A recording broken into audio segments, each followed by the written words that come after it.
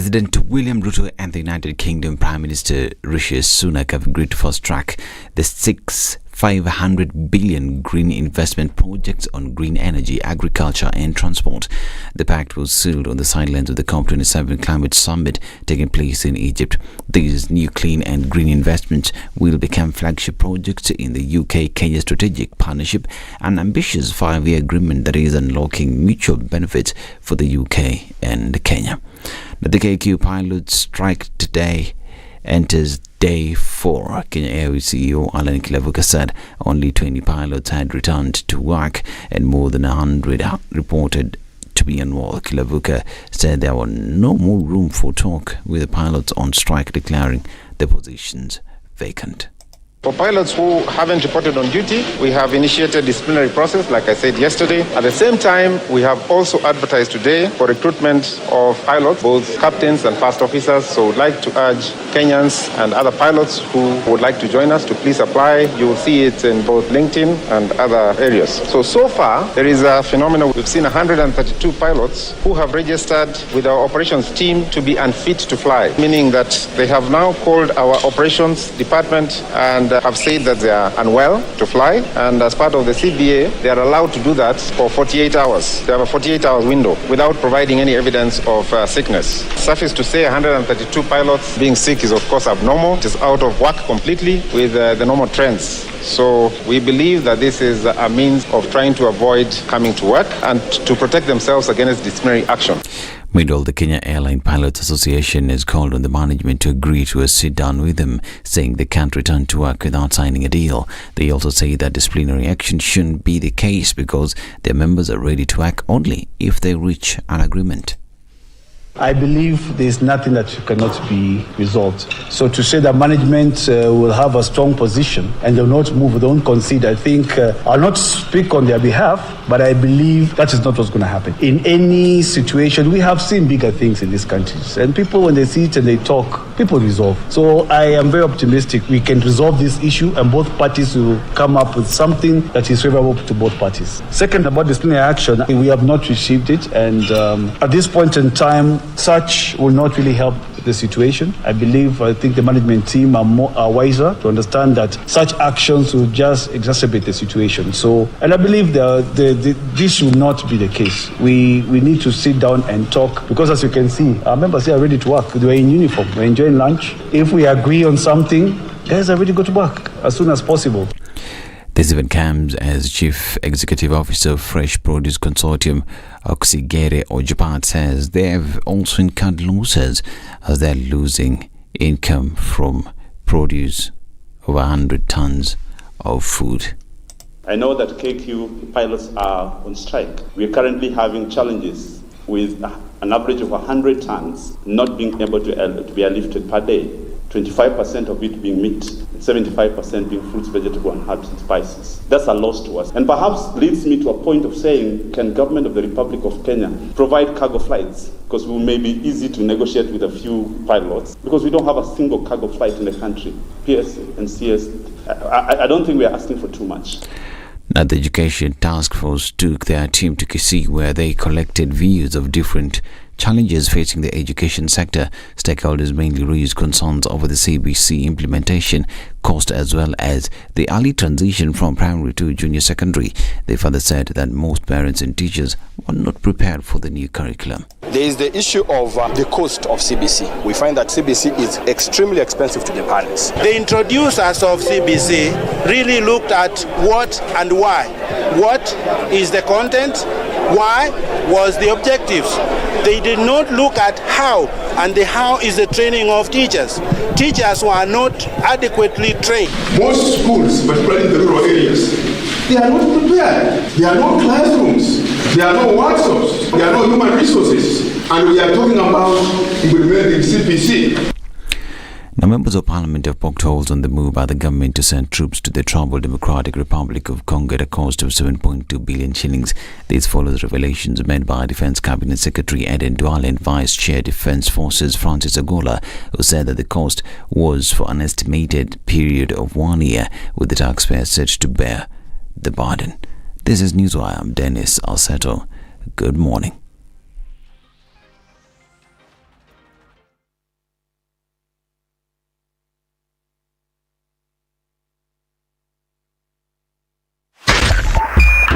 SpiceFM, Nyeri. The following takes place from 6 a.m. to 10 a.m. every weekday on SpiceFM. Congratulations. You've seen the hand of the Lord. Thank you very much. I've earned another title today this morning at SpiceFM. Mama Justice, I don't mind it. Joel in Kericho. Salama sana Heri, habari ya asubuhi. Salama bwana, mambo namna gani? Salama kabisa bro. Mambo ya Inamoi kuliendaje? Mambo ya Inamoi, vile nilikwambia ndugu yangu, alienda asubuhi na ile gari ya kwanza. I must have missed it. So did I. Even if somebody was to render you irrelevant, there is still work you can do. Okay, sawa. I deserve to keep you accountable. You deserve to give me a report. You don't work for me. No, I don't work for you. You work for me. Do you like that Freudian slip? Lovely, isn't it? Thank you very much. The Situation Room, Kenya's biggest conversation. It's Tuesday, the streets are wet and it looks like it's going to be quite a busy one. Folks are slowing down because of the early morning rain sprinkled in some parts of the city, but nothing at crazy level just yet. We're seeing traffic that's building up on the Thika Superhighway, and we're also seeing some on Jogo Road. It's likely to be busy, but probably in half an hour or so. Getting into the second day of this work week. Looks like Ngong Road is going to pack up pretty early as well. And we're also seeing traffic that started to build up around Westlands.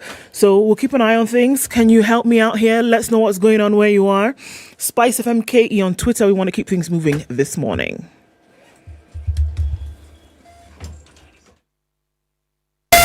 .6 Spice FM, Malindi.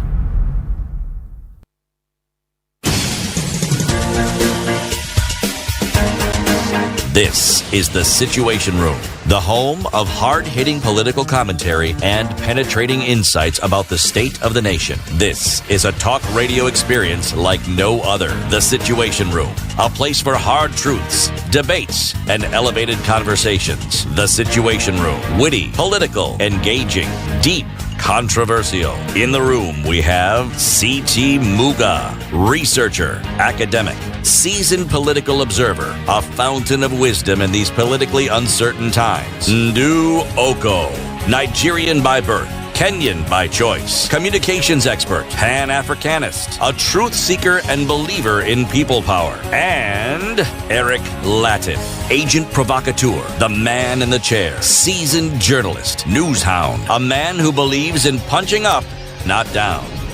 This is The Situation Room. It's 8 minutes the after 6 only o'clock. way Good to start morning. It's a rainy, sprinkly, cloudy Tuesday. What's up where you are? Karibuni sana and good morning. Second day of the week and getting into the 8th of November 2022. Welcome to Kenya's biggest conversation. This is The Situation Room. C.T. Muga, good morning. Ndu Oko, good morning. How are you? How are you? I'm fine, thank you.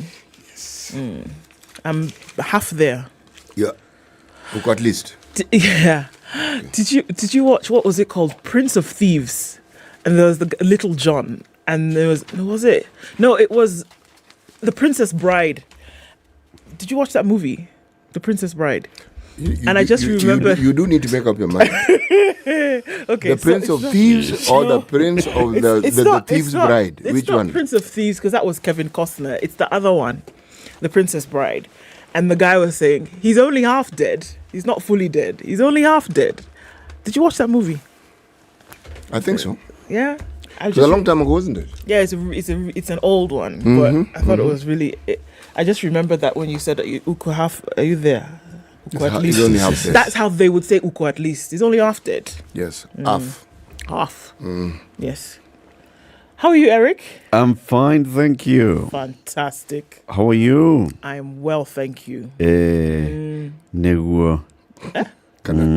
How do you answer that? Even if you're not A, you say A. So Negua is what? Yeah, that's it. And there's another one that I think I like the sound of it. Something I can't say it properly. I'll just embarrass myself. Okay. Since when did you get conscious of embarrassing yourself? Excuse me, I've always been conscious of embarrassing myself. And then what happens? then I don't say what I've thought to say or do so that I don't embarrass myself. Hello, everybody. Welcome to Kenya's biggest conversation, The Situation Room. Happy Tuesday, the 8th of November, 2022. Well, the pilots are half striking, half dead, half not striking, half not, half back. Yeah. The president was in Sharm el-Sheikh. He delivered a strong message to the world. Told them hatutaki mchezo, tupangwingwi, and many other things. We'll be talking about all this plus others. At 7 o'clock, we still want to continue talking about Kenya Airways, and we want to see. So, the Kenya Airways management yesterday wrote to the Ministry of Labour and said, we are withdrawing all the goodwill that we had with these people. Forget about them. Forget about them. The Employment and Labour Relations Court has summoned those leaders of the Kenya Airline Pilots Association and said, Kujeni hapa. You are not hearing what I'm telling you. That is number 2. So today, somebody who was a Kenya Airways pilot for a number of years and also a leader of the Kenya Airline Pilots Association is now a member of Parliament representing Kasarani constituency. His name is Captain Ronald Karauri. He will be joining us at 7 a.m. to have the conversation, Parliament's oversight role on the future of Kenya Airways. What is it that Parliament can do to make sure that Kenya Airways just gets out of this problem once and for all? Is it recommending that we just fold this thing? Is it putting in more money into it? What kind of oversight role do they play in the affairs of Kenya Airways? Captain Ronald Karauri, 7 a.m. 8 o'clock. So Kipchumba Murkomen did the thing that he did there the day before yesterday. Said, I promised, I have delivered. Here they are. He released some 3 contracts. And those were financing contracts between the government of Kenya and the Exim Bank of China. Now people are saying, wait a minute, but where is the actual SGR contract itself? There's a group of people, Vugu Vugu, that has gone to court many times seeking the release of the details of this SGR contract, and they have called themselves Okoa Mombasa, a group of civil society activists. One of them will be joining us. He's an economist, Odhiambo Ramogi. He will be joining us at 8 o'clock to talk about these documents that have been released. Is it what Okoa Mombasa have been pushing for, have been asking for? Are they satisfied? Are they demanding for more? So that is the 8 a.m. conversation. At 9, today is Tuesday, Financial Tuesday. We'll have another conversation about building sustainable businesses. And it's not sustainable in the new sense of the word, but sustainable in terms of a business that lasts and outlasts the founders. Why Kenyans need to build sellable businesses. Leonard Mudachi is a business acquisition, development and growth strategist. He will be joining us at 9 a.m. for that conversation. Just to pick up from what last week we had a conversation with Karo Musyoka, who is a corporate governance, she calls herself corporate governance provocateur. And she was telling us the importance of thinking about how to structure your organization, even with the board. Yeah? Yeah, so all that happening today. COVID. How are we doing as a country? All right, let's look at the COVID numbers coming from Ministry of Health yesterday. I wonder if CS Nafula will do fellow Kenyans. I beg your pardon? I wonder if she do fellow Kenyans 2.0. Fellow Kenyans. CS Nafula Nakamicha. Let's wait and see, shall we? We'll wait and see. Ni sawa sawa. 32. There's a business of still settling in, isn't it? Indeed. It's still a 100 days thing. Aye. Okay. 32 new cases from a sample size of 344. Again, we're looking at about 10%. That positivity rate is 9.4%. There have been 66 recoveries. Most of the cases that we are seeing are actually asymptomatic rather. 23 from Nairobi, 5 out of Kilifi, and 4 out of Kiambu. So those numbers don't look too bad. We're looking at global numbers of 638 million. So we've seen an increase of about 750,000 cases globally in the last 24 hours. No immediate end in sight for China's costly zero COVID policy. The world is calling China's zero COVID policy a costly one, an unfortunate one. And they're saying, look, your cases have... You can't say zero, surely. Why? Your cases are not even near what other people have seen in the last 6 months. These are the people Chinese. No, they're not. Then, interesting where are they coming from? Some of the conglomerates now are seeing serious delays in their shipments. Apple being one of them, talking about phones and your gadgets not being able to reach you because essentially things have shut down in China. And they're saying, look, it's costly. It's costly to you. It's costly to us. The government is saying, oh, thank you very much. However, the policy remains what? It's our business. Thank you very much. It remains at zero. And you can say whatever you want to say. Money is not our problem. They didn't say we are broke. You guys are going to have an issue. But for us, we are saying we're not allowing COVID to do its thing. It has reiterated its unswerving commitment to its long-standing zero COVID policy, despite mounting public frustration. The stringent measures are costing the very lives they intended to protect. This is according to One Media, of course. Unfounded rumors of an exit from the costly strategy had sent China's stocks soaring last week, but at a news conference Saturday, Chinese health officials vowed to continue with the country's zero-tolerance approach that aims to eliminate COVID cases as soon as they flare up. So it pops up, stamp it out, is what they're saying.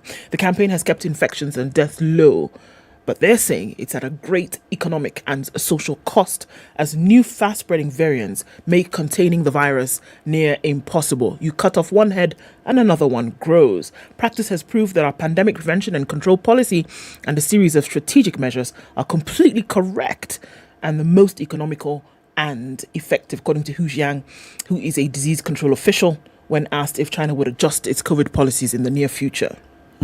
We should adhere to the principle of putting people and lives first, he said, and the broader strategy of preventing imports from outside and internal rebound. So you can say whatever you want to say. And it's interesting because they don't talk about external pressure. They're talking about external frustration. And it's very clear that you're not going to wag your finger at China and say, look, open up or else. You can be frustrated and you can vent your frustration, but you're not going to tell us what to do. That message very, very clear coming out of Beijing. You know something? The decisions that governments around the world make with regard to their citizens, with regard to their welfare, their economy, what we read and what we see, in my mind, is usually just half the story. That is, of course, if I'm being generous. There's a plan, there's a plot, there's a way in which they're going about things. There's something they understand. It's not as though they don't see what the rest of the world who depend on the production lines in China are seeing. They see it. You talk about a community of people who are business-minded. They see it with great clarity. Right. The doors didn't open. They opened their doors. They allowed people to come in. So, and they've benefited from it. So, essentially, if you were to look at the conversation, the question I would ask is, so, are they now taking steps that would limit or would deter them from the very goals that they set out? so I'm saying, this story, aish. Or is that conspiracy theory? It's conspiracy. Thank you so much. If it's conspiracy, it's good. I love conspiracies. All right, don't worry. I shouldn't worry.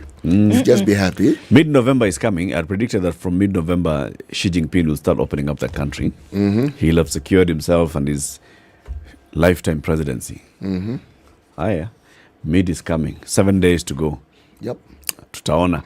It's 19 minutes after 6. Let's take a quick break and take a look at what we call the weather forecast. We'll be telling you about some swanky phones and gadgets that we have with us in the studio. Siti just grabbed a watch. Siti anapenda saa.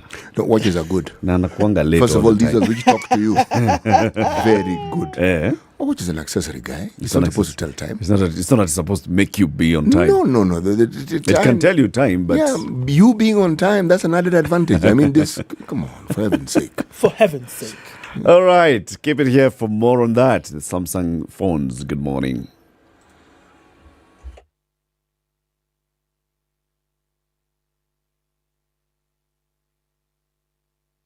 This is the Situation Room, the only way to start your day. The adults in the room. He's promiscuous or he's polygamous. We need to get over ourselves. So I should always know the man that marries me, I know there'll be other women. Yes. The relationship you have with yourself is the foundation of the relationships you will have with other people.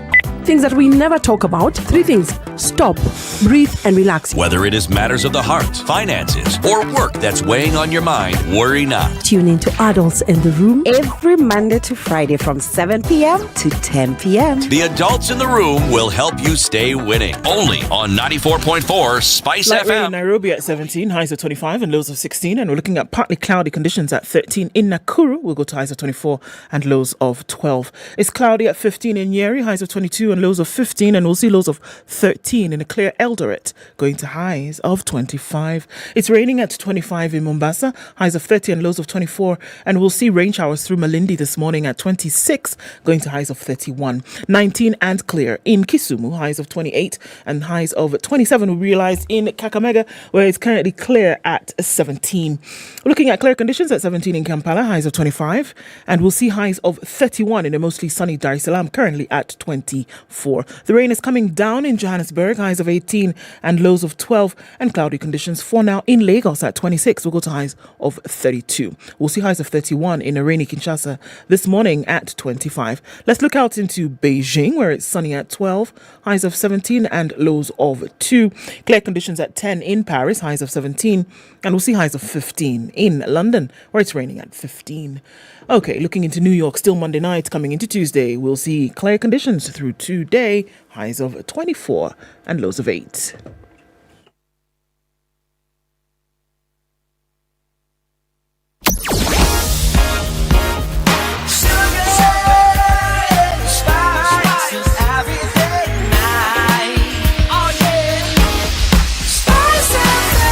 Spice up your life.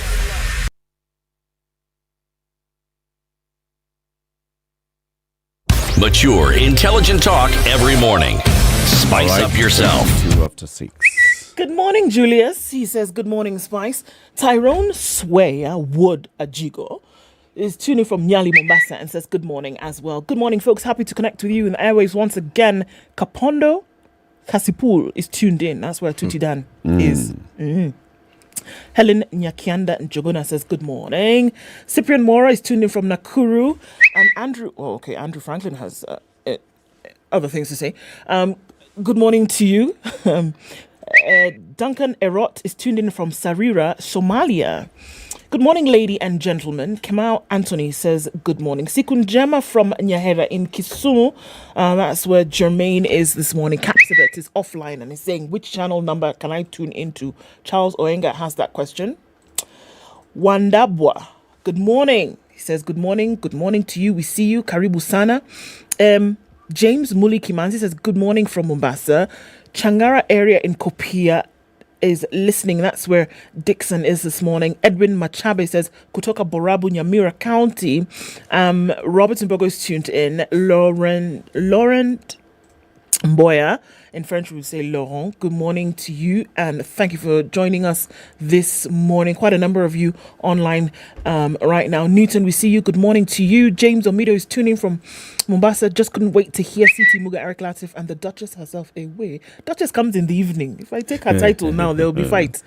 War. I'm telling you. Moyo Moyo Nawa Kilisha show Nikiwa Industrial Area. Good morning to you. We see you all. Karibuni sana. Thanks for joining us.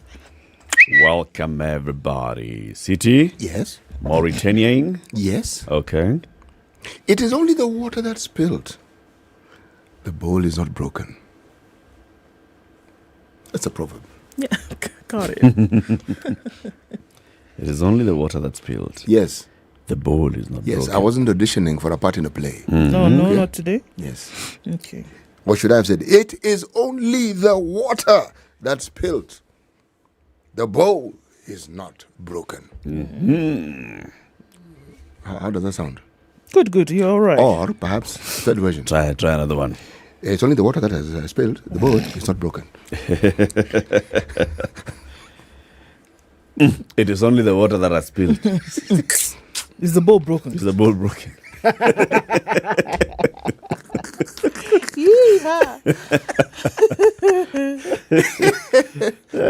Kwani simpiga kelele hapa.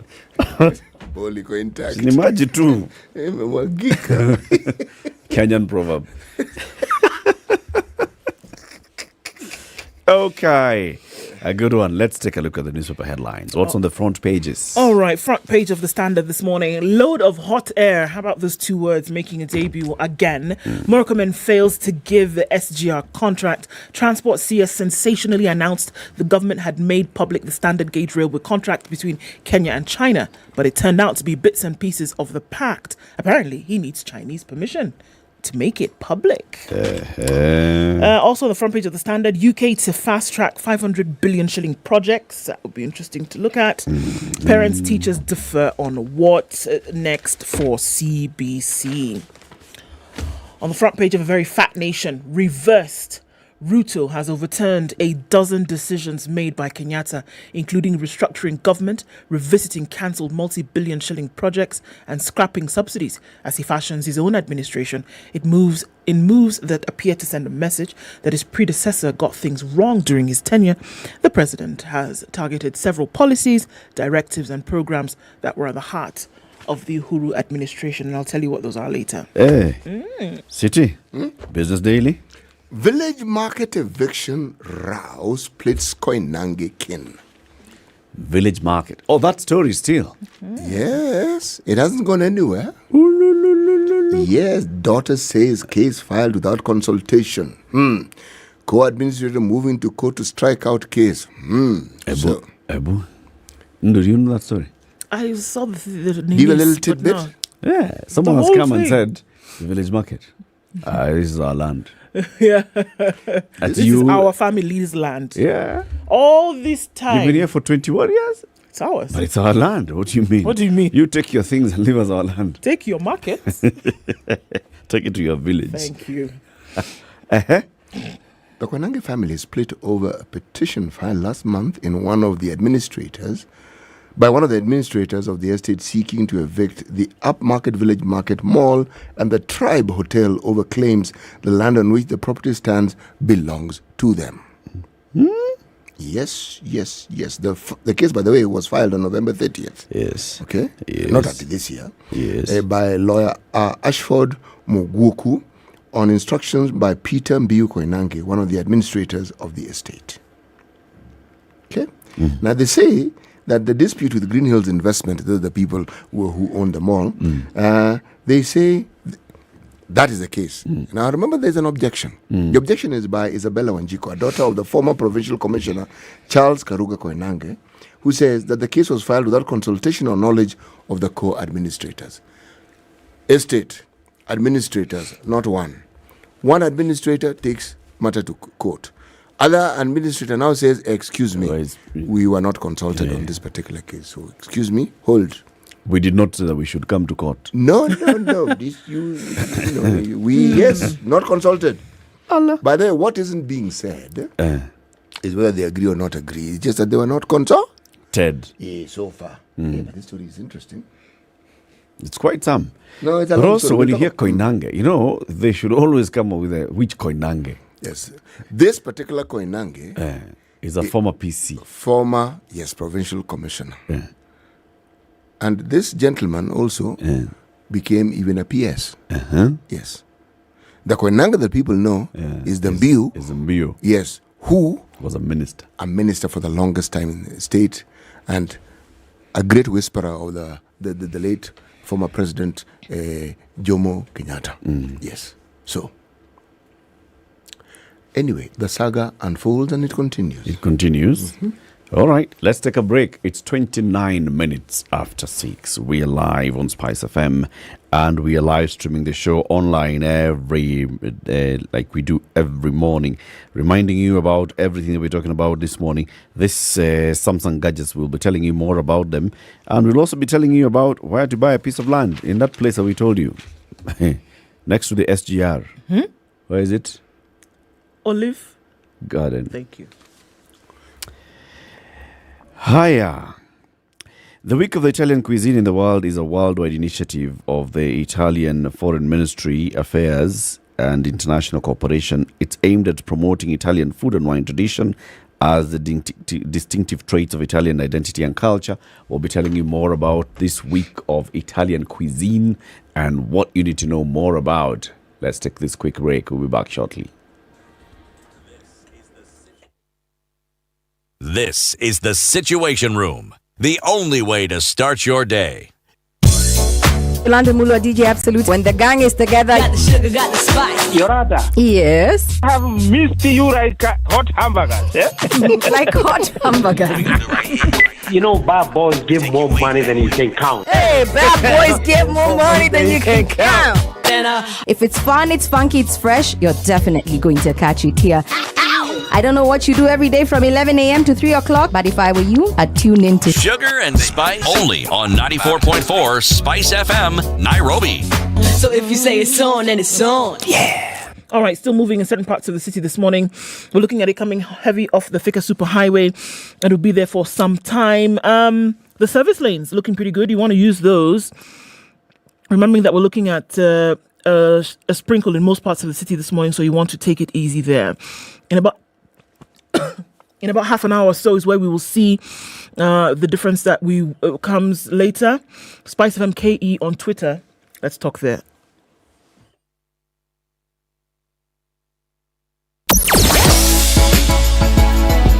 Sugar and spice and everything nice. Spice FM. Spice up your life. Mature, intelligent talk every morning. Spice up yourself.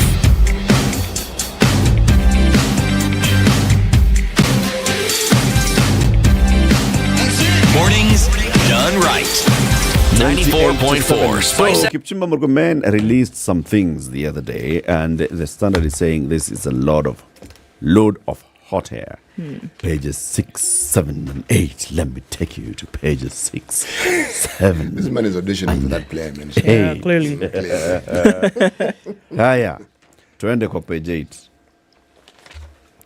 Nzao Musau, an editor at the Standard, has written this one. SGR deal. CS Murkomen publishes load of hot air. On Sunday evening, Transport CS Kipchumba Murkomen joined the fray of the bulging list of senior government officials playing games with the Kenyan public on the actual content of the SGR project details. Despite promising to lay bare the hitherto hidden contract, Murkomen hastily posted on his Twitter 3 front pages of 3 agreements and avoided the elephant in the room. The commercial contract.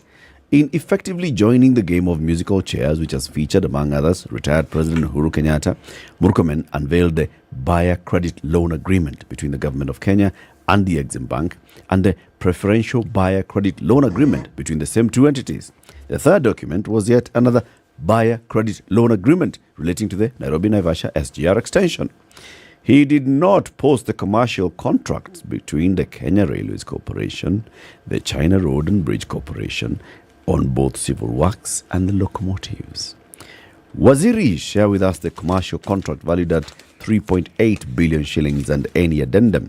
What you posted is just of the many financing agreements between Kenya and Exim Bank. This is what Senior Counsel Menasir Abdullahi challenged him.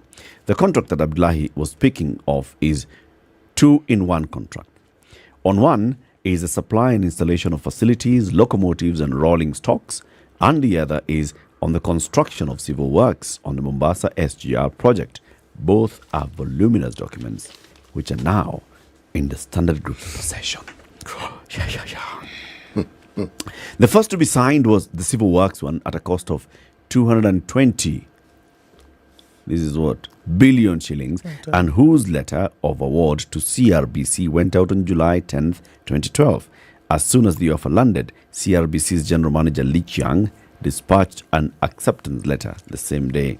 Blah, blah, blah, blah. This contract has a 60-month delivery period, and Kenya Railways was required to acquire the land for the project, 70 meters wide in open area and 100 meters in station areas. Kenya Railways was also responsible for construction of overpasses and underpasses across all existing facilities, including roads and the old railway. This particular contract did not have confidentiality clause affecting the Kenya Railways Corporation. The only confidentiality clause available affected the contractor, binding them to the privacy and confidential nature of that contract. So these are the contracts that the gentleman who is the cabinet secretary did not release, and the contract was to run for 28 months. Section 2 of the contract contains the conditions of the contract. It's here that Kenyan government officials signed to confidentiality for what is otherwise a public project, but also, almost in contradiction, subjected the contract to governance laws of Kenya. Economist Mohamed Olia suggests that these clauses may have weighed heavily on government officials, hence the monkey game that they've been playing on the same. So yeah, there we go. The three that he says he gave to the National Assembly and the Senate and dispatched to the media are not really the details of the details. Who's gonna give the details of the details? Are they allowed to give the details is the question. What did the minister actually say? He says he has the contract. When he talked about making available the contract, what did he say exactly? When he spoke in Parliament or when he was releasing them on Sunday? Can we then just be, should we say, comprehensive about this and say both? Okay. When he spoke in Parliament, he promised. Let's start with his boss, the president. The president said that once elected president, if elected president, one of the things that he's going to do is basically release these contracts. Quickly. Yeah. Mm-hmm. When Kipchumba Murkomen was being vetted in the National Assembly, he said, you give me this job, I will publish the SGR contracts. When he was asked later on Jeff Koinange Live 2 weeks ago, he said, I'm going to publish this thing. I'm just looking for them. I'm just about to locate them. When I do, unleash. On Sunday, he said, I'm looking for his tweet so that I quote him verbatim on what he said on his tweet. He said on Sunday, as promised, I have released the SGR agreements to the people of Kenya. I have given a copy to the majority leaders, Kimani Ichung'wah and Aaron Cheruiyot, for them to table in the respective houses of parliament. I have also shared a copy with the media. So that's what he said. City, comprehensively answered? Comprehensively responded to. Thank you so much. Okay. He obliges. Mm-hmm. You know why I asked the question? Huh? When what we are now reading in the Standard, I was wondering whether this actually diverts from what was promised and what was said was going to be revealed. Yes. Because we are now going to potato this issue, and we're going to say, when you say contract, it means the whole contract, even the one the Chinese can't allow you to tell everyone unless you ask them. Okay? Then there's a school of thought that may say, look, contract is the one which you are able to give. If you are not able to give the other one, how can you give what you're not able to give? How can you give what you don't have? Yes, so you give what you have. I mean, that was the thinking that was in my mind. After all, it's a contract. Yes, but then that was me thinking frivolously. Then I gave it a little more thought. And I said, no, hold it. Hold it. Hold it, Charles. Hold yes, it. Thank you. What exactly are we dealing with here? Because we are asking, what is being operationalized? Is it the contract that we were shown, or is it the one which we can't be seen to be seen? That one. So I came to the conclusion, the one which we can't see is the one which is being operationalized. Okay? So indeed, we didn't get the contract. Operation Desert Storm is still going on, my friend. We got the headline. Or how about you all are all wrapped up in all of this business and there are other things that are going on? Like talking contract. Meanwhile, you think? Other things are happening, my friends. You think? If you look at the headlines of most of the papers, the Kenya Airways strike by the pilots is still making headline news. It is. Yes, but the Star had an interesting twist on this. The Star are of the opinion in their headline, dilemma. Ruto, Raila allies battle for 9 jobs. That's the headline. But the headline that refers to the KQ strike is as follows. Azimio, Kenya Kwanza's hand exposed in KQ pilot strike. Voila. Are you serious? Yes, I am extremely serious. Azimio and Kenya Kwanza are holding hands. That's not what is written. You're off your rocker. That's not what it said. So, this is what now the article says. Or this is what they read. They're saying, the Star has learnt that Azimio la Umoja, One Kenya Alliance, and the ruling coalition Kenya Kwanza are secretly supporting the pilot strike to settle political scores. For who? So everybody is secretly supporting Everybody the is strike. supporting it to settle political scores. For who? I am going to read. The writer was kind enough to tell us why they have arrived at that thought. Yes. The Azimio side is riding on the strike to parade the current administration's incompetence, while the Kenya Kwanza one is rooting for an overhaul of KQ board and management. Hold it. Sorry. Just repeat that. Azimio wants to show that this government is incapable of doing anything. And, and then Kenya Kwanza, they are rooting for an overhaul of the KQ's board and management. A source privy to the crisis told the Star in confidence. Okay. Okay. Yeah, I'm not going to. I will So not. this source is privy to what? The source is privy to the crisis, and he told the Star in confidence. Now, I'm not going to interpret this thing further than what is written. Okay. Okay.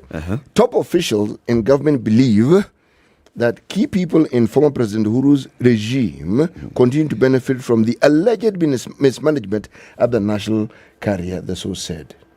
He cited recent tiffs between Deputy President Rigathi Gachagua and Kenya Airways chairman Michael Joseph as just a spark in the raging fire.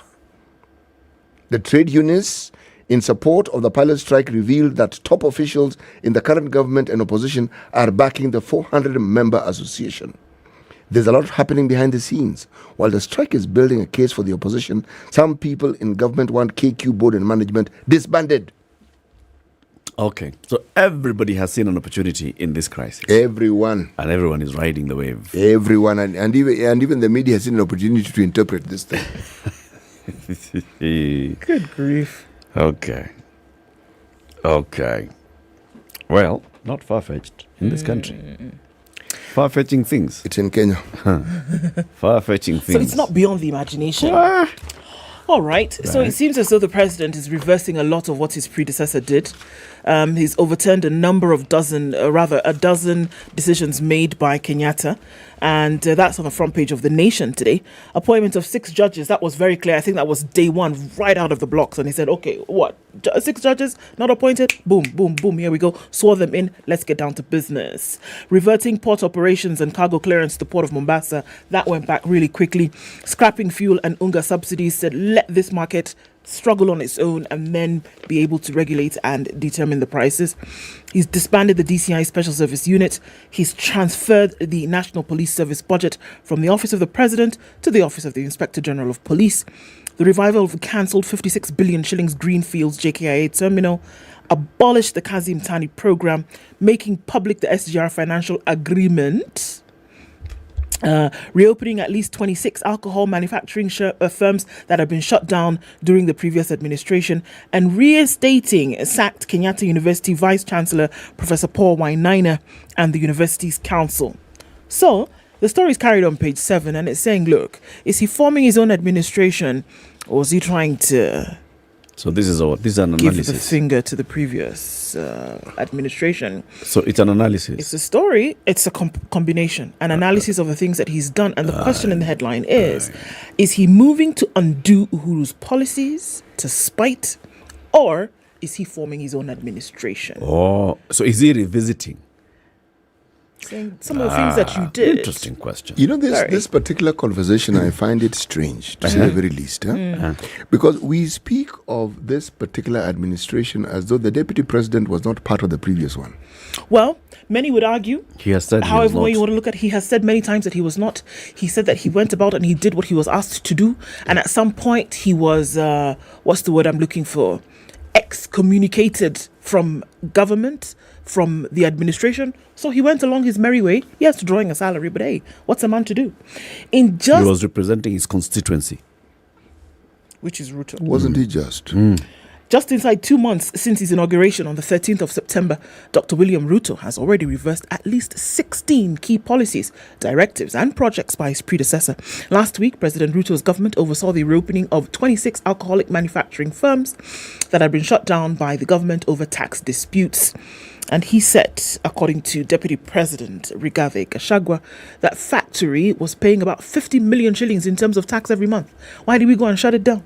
They sent policemen there, shut it down, arrested Humphrey Karaoke, a very enterprising Kenyan, an honorable man, a man who has toiled through his life, Locked him up for 4 days with ordinary criminals. So what should they have done? Locked him up with who exactly? With non-ordinary criminals. All right. All right. With extraordinary criminals, maybe. I don't know. The government has also reinstated Kenyatta University Vice Chancellor Paul Wainaina and the university's council. Professor Wainaina had been sacked in August after refusing to surrender 410 acres of the university's land. Remember that whole thing? And he said, look, I'm not saying I refuse after all. I am not the owner. I am the custodian by virtue of us being here. By virtue of by being VC. VC, and then we're also the council. I'm just saying follow procedure. Now, because he was telling people to follow procedure, said even you now, we're procedurally sacking you. His return is said to have come after parties involved in the dispute signed an agreement to withdraw the court case against him.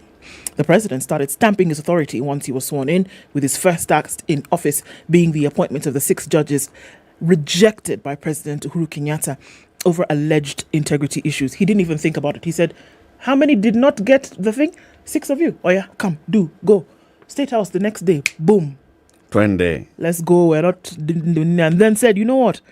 This fund that you've been asking for to be able to have people access justice, you needed what? More money. 3 billion every year. Take it. Move. Next in line, he reverted port operations and cargo clearance to the port of Mombasa. This Naivasha business, not happening. Mombasa, twendeni, we are going. The previous Has it reverted, that thing, by the way? In word. I think the reference here is to what was said. Yes, in word. What was done will come later. Indeed, or what has been the done. directive is. Yes. Okay. Yes. Mm-hmm. So we're looking at several other things that happened, because this story is very long. But just for you to know, they've said 16. I think we were at number 10. 11. The opening talks with the Central Bank of Kenya on increasing the financial transactions reporting limit of 1 million shillings. You needed to have a reason as to why you were sending or receiving 1 million shillings and above. Now he's saying, you know what? Allow people to do business. Don't start already started that. Now he finished it. Changing the blacklisting credit reference bureau model to one of graduated credit worthiness. Moving Kenya Railways and Kenya Ports Authority back to the Transport Ministry and the Kenya Pipeline Company to the Energy Ministry, making contributions to NHIF and NSSF to be dependent on the income of an individual. So the higher you earn, the higher you contribute. Ditching the Presidential Strategic Communication Unit, which is the PSCU, for the Presidential Communication Service.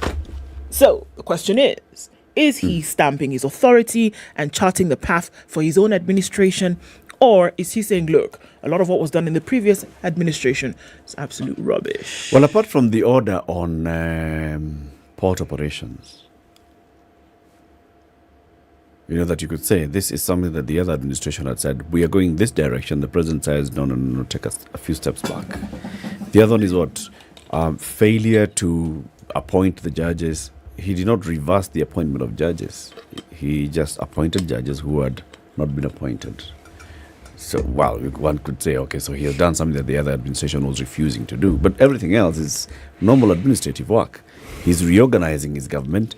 His government wants to have a communication unit called Presidential Service, whatever was it called? Presidential Communication Service, as opposed to PSCU, Presidential Strategic Communication Unit. Okay, so it's just syntax here. And, so look. The question is he then being bullish in the way in which he's forming his own administration, or is he just continuing the work? Well, then he's gone back into Greenfield at the airport, which the president had first in. The moment Uhuru and Ruto took over in 2013, they said, Greenfield what? Nothing.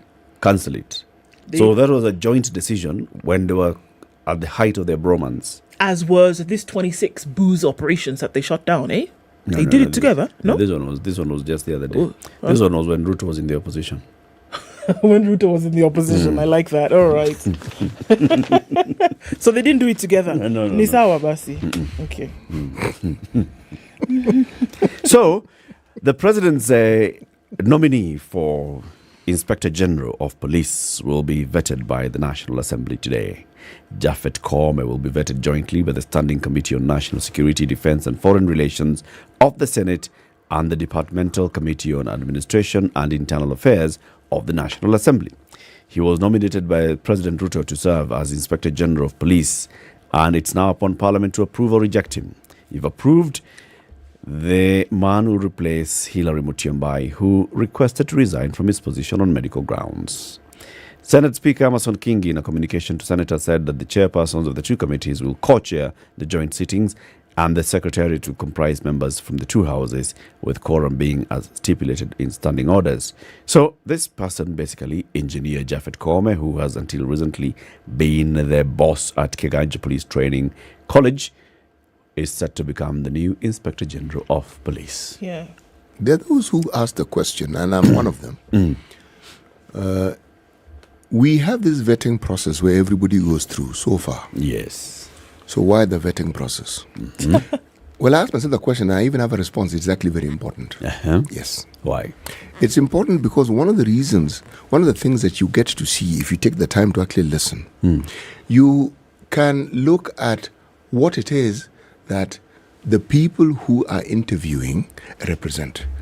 And the representation is in the questions they ask and how they ask them. And you look at the job that is at hand, whether the person wants to be a PS or a CS, and you ask, does this or do these questions actually get to the heart of the matter in determining whether this person is actually capable of doing this job? Right. That's one. So I will watch avidly and I will listen, because it does that. It tells me. But the other thing that it also tells me is this. We have parliamentarians who like to take a certain position. Now that position will become relevant when they ask the questions, because these are national jobs. So sometimes the partisan positions that parties have or political parties have perhaps need to be shelved. Just because the party that you are in opposition to has a nominee doesn't mean that that person isn't a suitable candidate. And so, again, when they ask the questions, I will be able to see that are people who are in that particular panel able to actually safeguard and look after the interest of the country, or are they just keen on looking after the interest of their own political parties? That the person who is being vetted will either be accepted or not. For me, that is a secondary issue, because it doesn't really matter. The person who holds that position will hold the position and they'll carry on with it. Anyway. So it's a non-issue. But whenever lawmakers claim that they want to look after the interests of the people, this is yet another opportunity for me and for us to witness how indeed it is they actually live up to the things they tell us all the time, looking after the interests of the people. It starts with them understanding the job of the Inspector General of Police. And I think the bigger issue here is we are vetting members of parliament on whether they actually understand the job of the IG of police. Many of them will talk about, I bet you, many of them will talk about formation of special squads. Called killer squads. As though that is the only extrajudicial killings. Yes. And yet, there's a much larger question and there's a much larger issue with regards to security and the functions and the role of the police. Yes. So, as I said, for me, those who are vetting are actually the ones who are being vetted, in short. So, let's see if you really understand. We'll wait and see. We want to see how they will vet themselves. So, Japhet Koome is set to become the IG of police. Now, those people who were talking the other day, CT, and saying, look at our security sector, it's comprising people from the same region and same community.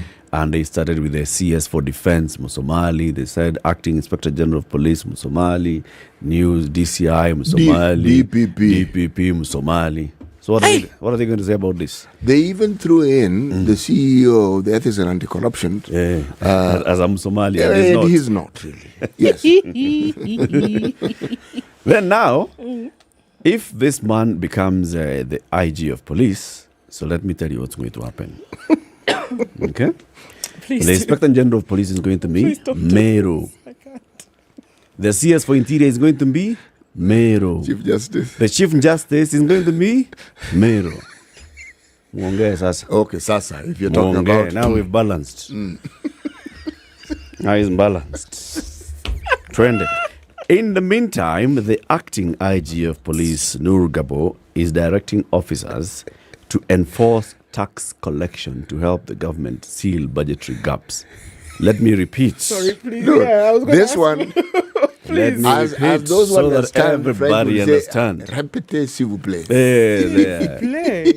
I will repeat. The IG of police, forget about acting, is ordering officers to collect tax. Which officers? Police officers. Okay. Could you read a little more? No. I need to understand this a little more, please. Here is a letter. Is what he said. He sent a cable. You know my cable. Wow, he did. He sent a cable to the police. Meaning he sent a wire. Not a pigeon. Uh-huh.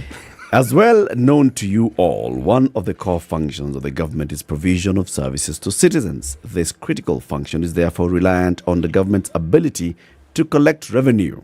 This is what Nur Gabor said. The letter was sent to the Deputy Inspector General of Administration Police and copied to the Director of Criminal Investigations. The acting police boss also ordered a crackdown on contraband goods. The statement further continues, unfortunately, some unscrupulous taxpayers devise ways to cheat and evade paying taxes, hence affecting the projected revenue targets. Gabor gave an example of an incident in Kirinyaga County where a lorry ferrying 1,000 cartons, each containing 20 bottles of alcohol, was impounded. This is just one of the many examples of tax evasion schemes. Criminals employ different tax evasion tricks to defraud the government. He said the police will work with revenue collection agencies in enforcing the directive. Okay. What have the police been asked to do? This isn't a request for oversight. This is a request for participation. Well, the structure to it is so many questions. How is this going to be? How will this be effected? Are they going to go around with little black books? Are they going to be then seconded to the KRA? Are they then going to go in their capacity as police service, but say in our duty according to the Inspector General? How will you know? Nipatie your books. Do they then have mandate to do that? That's a roadside declaration. No. It's not. It's a cable official. Cable boss with Nini of 7/11/2022. Roadside declarations are those ones. Where am I? Let me revise it. It's a roadside cable communication.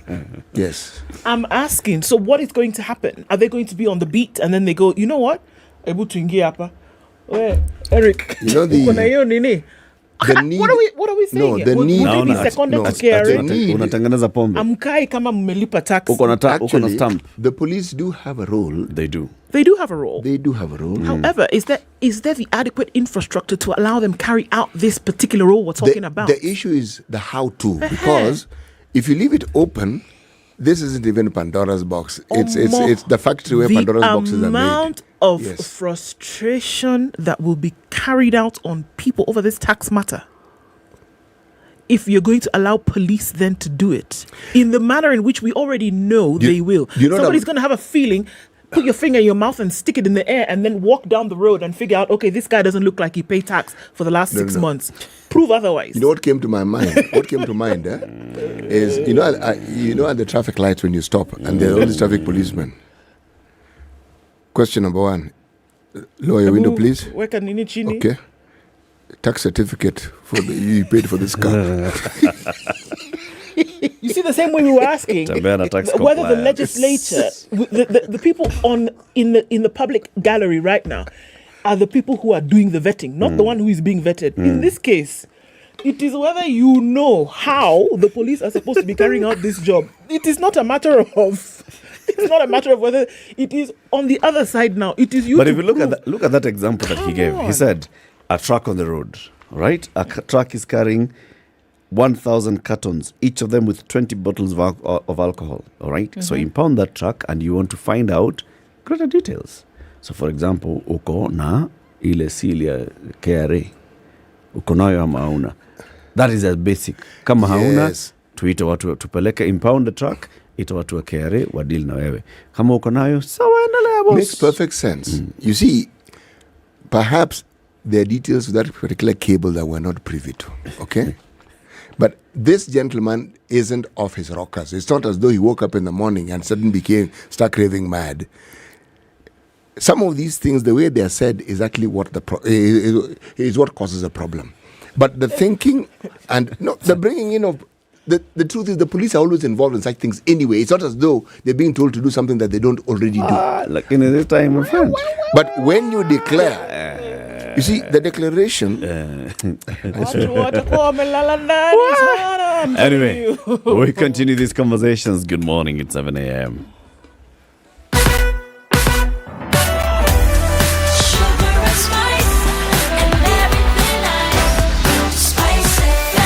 Spice up your life.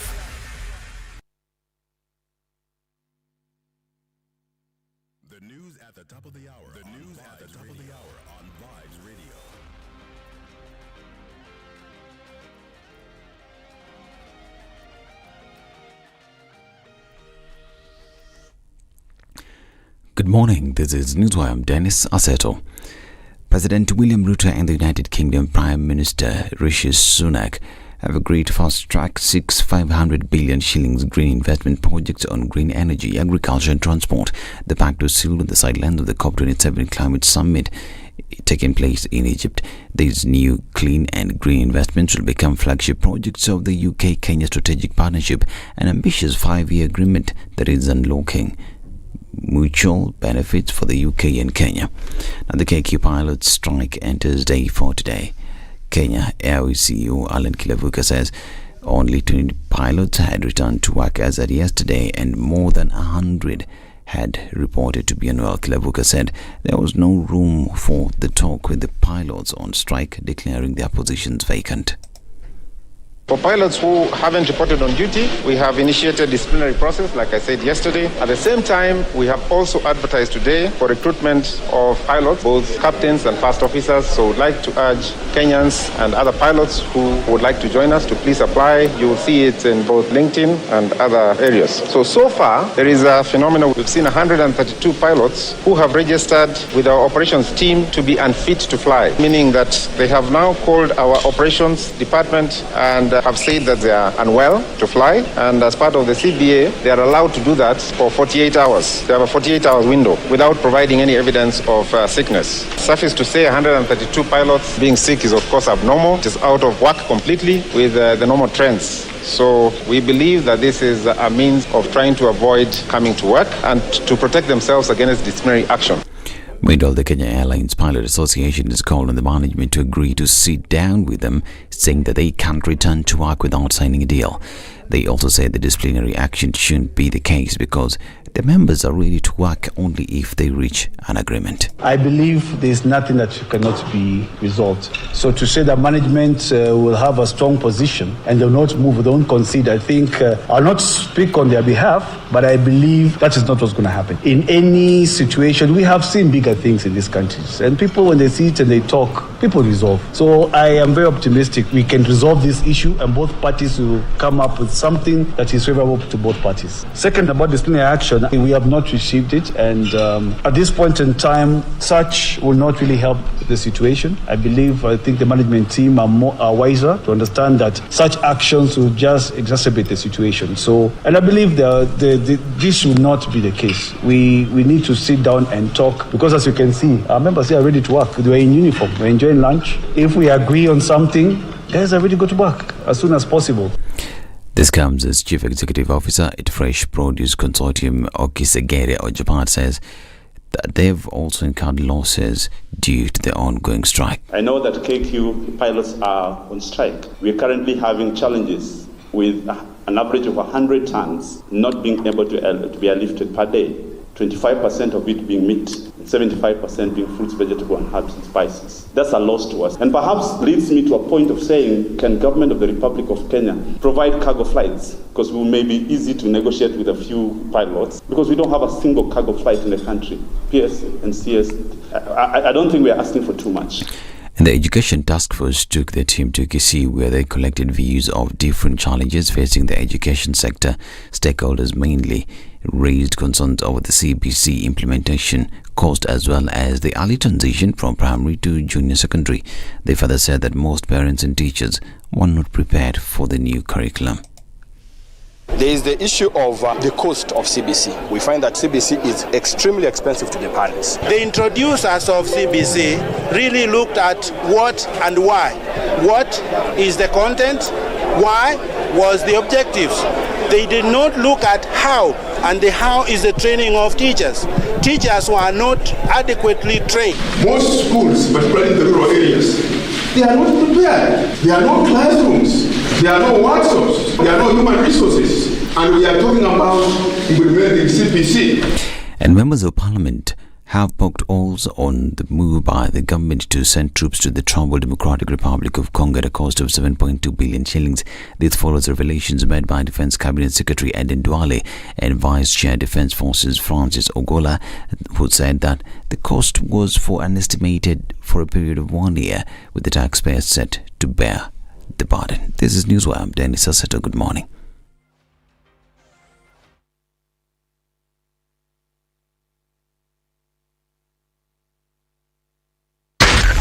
SpiceFM, Nakuru. It's a few minutes after 7 o'clock and we are still looking at busy traffic. The sun is coming up though, and we will see that early morning shower perhaps will not have too much of a bearing on traffic. We saw earlier on that it had moved on past the Thika Superhighway. A little bit of traffic that's happening there. You might want to use the service lanes because then you'll be all right getting into the city. All right, Jogo Road also packs up really early, spilling over to Lusaka and Landis the other way. Langata Road is also pretty busy as well coming into the city, and it's also building up on Gong Road. The Thika Superhighway pretty busy as well, way past that Outer Ring Junction. Again, use the service lanes. Kiambu Road has packed up. That's not even a story. And it's happening on Limuru Road as well. Coming in from Figiri Ridge through to Red Hill. That's okay for now, but we will see the build-up as James Gishuru in and outbound traffic is really heavy. Waiaki Way also a story. And it's going to take you all the way through to the Nyayo Stadium roundabout. In and outbound traffic is a thing this morning. Let's keep an eye. Let's know what's going on where you are. SpiceFM KE on Twitter.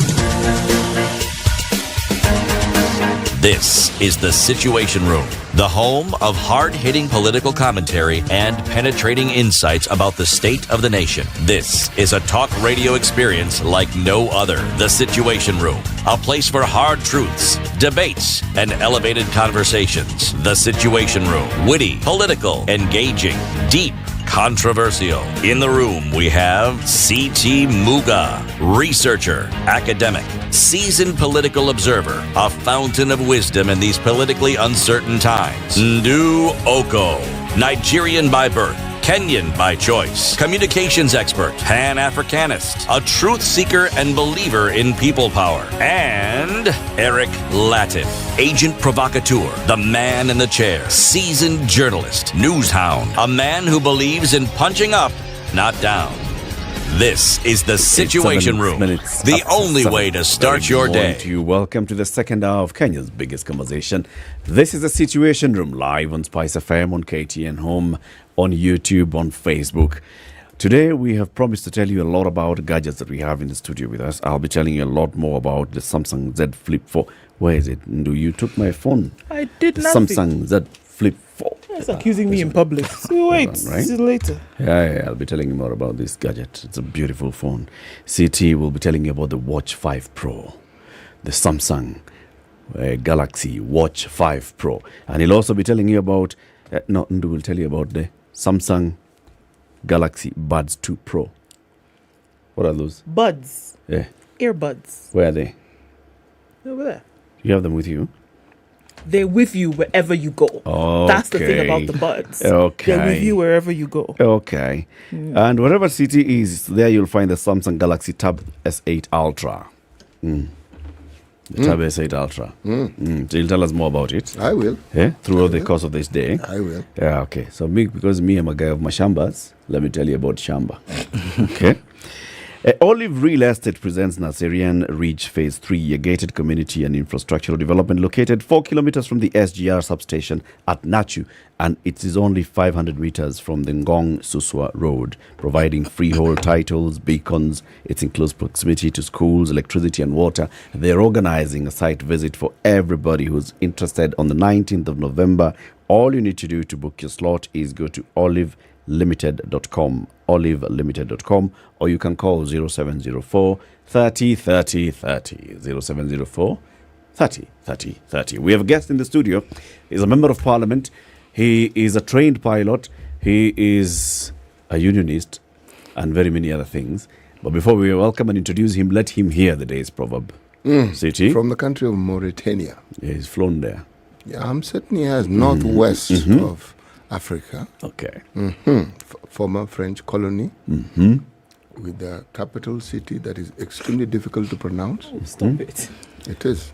And the president who has 7 names. Yes, something around 15 Of names. which 3 are the same. Mohammed Udiada. Yes, and then Mohammed. Yes. That's the other bit. But we can call him Gilbert. Okay. Exactly. It is only the water that spilled. The bowl is not broken. It is only the water that spilled. Really speaking, that's it. The bowl is not broken. So what is this fuss about? Still get more water. And we know we got the water from. Sigorogoro bado Iko baba. Intact. Kibuyu bado iko. Captain Ronald Karauri is a member of Parliament for Kasarani constituency. He joins us in the studio. Good morning, Captain. Good morning, and I'm happy to be here. Karibu sana to Kenya's biggest conversation. Thank you very much. That is a hot seat. This is not like the jumper seat, it's a hot seat, right? It's yet to get hot, I hope. I'm waiting for the heat. It's nothing yet, right? Nothing yet. This proverb, first of all, you are a trained pilot. Correct. You still have a license to fly. Yes, I'm not up to date, so I can't fly anymore, but I'm a qualified pilot. Have you flown to this country that this man is telling us about? No, I haven't. No, I haven't. Neighboring countries. Somewhere around there, like Senegal. Neighboring. Senegal, of course. Libya, Egypt. Libya and Egypt. Senegal, eh? You're still stuck on Libya and Egypt. Are those countries not in Africa? So they are neighboring. Even if it is Eswatini, it's neighboring. It's neighboring Mauritania. Zimbabwe is neighbors Kenya. Now I know there's Tanzania in between. Yes, but so. Never been. No, not been there yet. No. You have flown with Kenya Airways for many years. 11 years. 11 years. Yes. And by the time you were leaving, you were flying one of the largest planes on the fleet. When I was leaving, I was a captain on the 737. The 737. 737. It's actually, at the time, it was not the smallest, because the Embraers came after that. But the progression is you start with a small plane as a co-pilot. As a co-pilot all the way go to all the way top. up, then you become a commander on the small plane, and again go all the way up. So I left before I could fly the Dreamliner and the rest. Okay. Yeah. Hey, but 11 years working for Kenya Airways. It's a long time. And by the time I left, I was also, and that's why I keep commenting on these union issues and CALPA issues. I was the general secretary of CALPA for quite a bit of time. I was the assistant general secretary when Naikuni was there. And then when Buvi came, I was the general secretary. Yes. And how many strikes did you call as the general secretary of CALPA? I never called for any strike. Oh my. I called for some sort of industrial action, but we never got to the point where we called for a full strike. Yeah. So now when you see a full strike right now happening, it means the deadlock that they had in their negotiations must have been severe. Yes. I'm interested to know what your thoughts are about what is happening currently. There are both sides who are saying very many things. Yes. You talk about not having ever gotten to strike when you were the SG, so it would not have been you banging your hand on the table and flying what we've seen over the last couple of days. But what is your overall view of what is currently happening, having been on the inside at some point? Yeah, I think it's unfortunate, and I think... So now that the strike has happened, I'm sure negotiations must have happened before. And for it to get to this point, as I've said, they must have reached a point where negotiations were not working anymore. But then now planes are grounded. For me, the unfortunate thing is to see the chief executive refuse to negotiate. And of course, we all know the situation the airline is in. And as a private business that is there to make money, when you have planes grounded, they're losing money every day. So for the CEO to say he's not willing to negotiate at all, it means at some point this airline will not be able to be salvaged. So for me, it's a very unfortunate situation, but I think the CEO should negotiate with the pilots. Yes. The CEO was here yesterday, exactly this time, and he said the exact opposite. He said, in fact, when CALPA officials sent him the first notice for strike, he called them for a meeting. They sat for a meeting. They even went for several meetings with the ministry. There was another meeting that was mediated by the Secretary General of COTU, Francis Atwoli, and Kenya Airways management had several concessions that they were making towards resolution of the issue.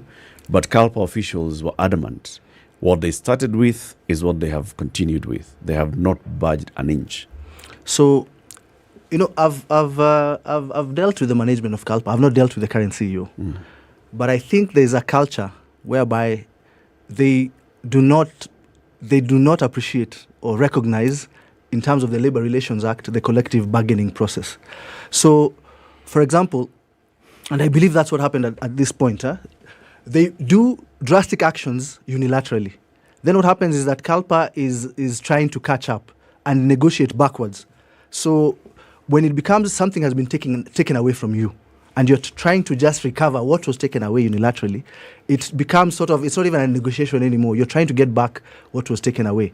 So when people are adamant and they take something from you, then force you into a negotiation to get back what you deserve in the first place, you're starting on a wrong footing.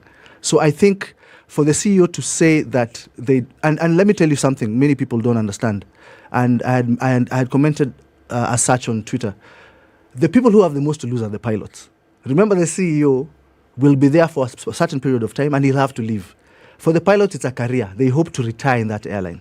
So for them, it's in their best interests that Kenya Airways continues operating. So when they come to a point where they're saying they have to do this action, I think we need to take them very seriously. And for me, I think the CEO, to say that now he's not going to negotiate. Remember, even if you reach a point whereby you go to the point where the Kalpa are being very unreasonable, but now this is a special situation because the whole airline is grounded. You cannot then say that you're not willing to talk to them anymore and you're going to fire them. Because I saw adverts for hiring pilots, which to me is very laughable. Because the type of equipment that is in Kenya Airways, to get pilots with that kind of experience, you're not going to get any pilot flying any plane in KQ for at least a year if you ground the airline today. So if there is goodwill to resolve this matter, people have to sit down on the table. Unless you're trying to say you're going to fire all the Kenya Airways pilots and start the airline all over again. If that's the strategy that you have, then you can decide not to discuss with the pilots. Ronald, is there justification? Because, look, the CBA is not the only thing that they're asking for. Like you said, they're not asking for anything new even. Yes. They're saying reinstate what was there before. Correct. Which is what we're saying majorly. Yes. But then there are other things that are being requested here for the termination of contracts for the CEO, chief pilot, such and such. I think there are about 9 people that they're being asked to move. Is there justification for that as well? Or in your opinion, should they focus on these things which then are directly linked to their well-being as pilots at the airline? Exactly. And that's where I disagree with the pilots. There is no way employees, because at the end of the day, they're employees of the company. Government of Kenya is a shareholder, and as employees of the company, you cannot use industrial action to demand for management staff to be fired from the company. That is not a reason for an industrial action. So I disagree with them completely. They might have their opinion or advice on how they think the company should be run, but industrial action can never be the way to go. I was giving an example. I could have a very loss-making company, and I decide to hire Eric as my CEO, and he keeps making the losses. If I can withstand the losses, if you're the shareholder, it's my company, and I'm happy making the losses, and I'm willing to bail them out every single time. It's my loss. So long as I'm paying my employees, including the CEO, properly, as they deserve, then nobody should complain, especially the employees. The people who should be crying and calling for change of the management are the shareholders of the company and not the employees. So I think for that particular point, they're out of order. If it's one of the demands that they should let go of, it is demanding for management staff to be let go of. That's when I disagree with them completely. And yet they haven't moved an inch, even on that. That's a problem. And that's the point of negotiation, Eric. If they sit on a table, then you see, each side needs to give up something. Then, for them, that's one of the things they should let go of immediately, because I think that's a very unreasonable demand. But without negotiation, remember, we have a standoff where the airline is losing, the reputational damage that comes with that loss of flying. Because remember the passengers saying, without Kenya, hospitality, but now we're coming here, we are stranded, nobody's willing to help us. Yeah. The reputational damage that comes with such action, even recovery from that as a business, will take a long time. I'm puzzled. Here you have a situation where people have grievances. A lot has been said. The CEO was here, said what he said. We read what the union is saying. And yet, all this is against a backdrop of COVID, the ravages of COVID, and the realities of COVID. And some of the demands that are being made against this backdrop are the management saying they are trying to recover the losses, they are trying to reinstate the pay that was previously there. They are saying they are trying to ensure that the statutory deductions and the things that pertain to the welfare of the staff are being managed incrementally and not all at once. Correct. That's one side of the argument. The other side of the argument is saying, no, we want this immediately. We want this now. We want the other. When I listen to this conversation, I'm forced to think that there's something else happening here other than what I am reading. Because this, in my mind, again, I'm thinking simplistically, doesn't seem to be a very difficult thing to resolve. If there's goodwill on both sides and what they're seeking is actually a solution, then it shouldn't be difficult. But when people are intractable and they have a position from which they're unwilling to move, then I have to ask, okay, so what on earth is going on here? Exactly. And I agree with you because, and that's why, for you see, once people sit on the negotiating table, because it's unfortunate, for me, it's unfortunate for the government to be involved in the negotiations. And why I say that is because government is just a shareholder. This is not a parastatal. And as a shareholder, because Kenya Airways is a private company, it was privatized, it's even listed in the stock exchange. It's there for a private company. And government, all they are is shareholders. And once you're shareholders, the responsibility of running the company has been assigned to the board and the chief executive officer.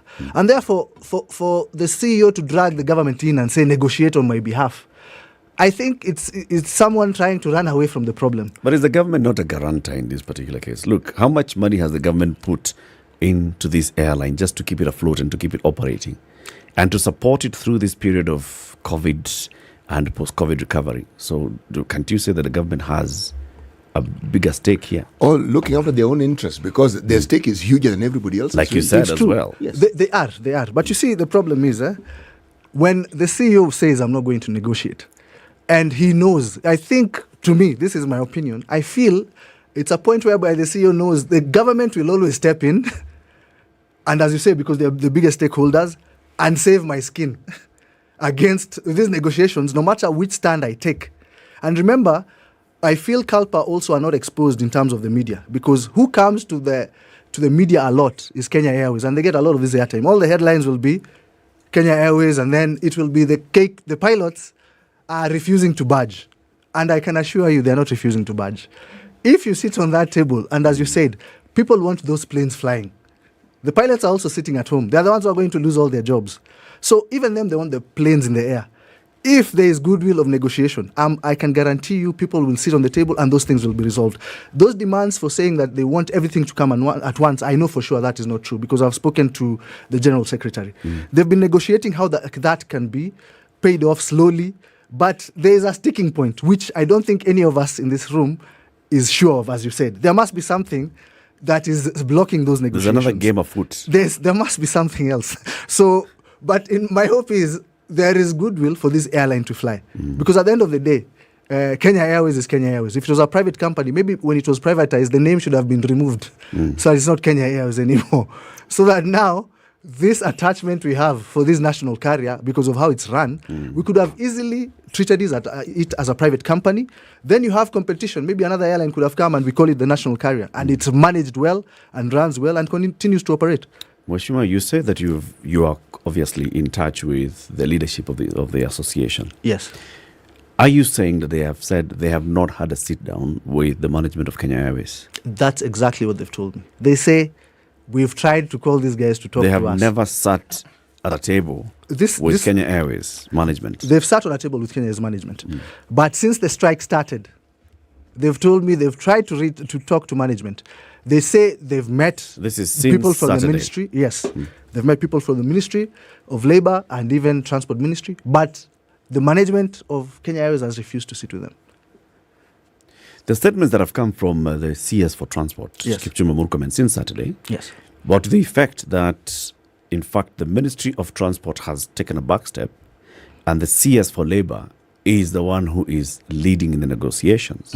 And at the negotiating table is Kenya Airways management on one hand and CALPA officials on the other. Yes. And that was on Saturday. Yes. Again, another update again on Sunday. Yes. That another meeting that took place did not bear fruit which that statement is saying that both of them attended.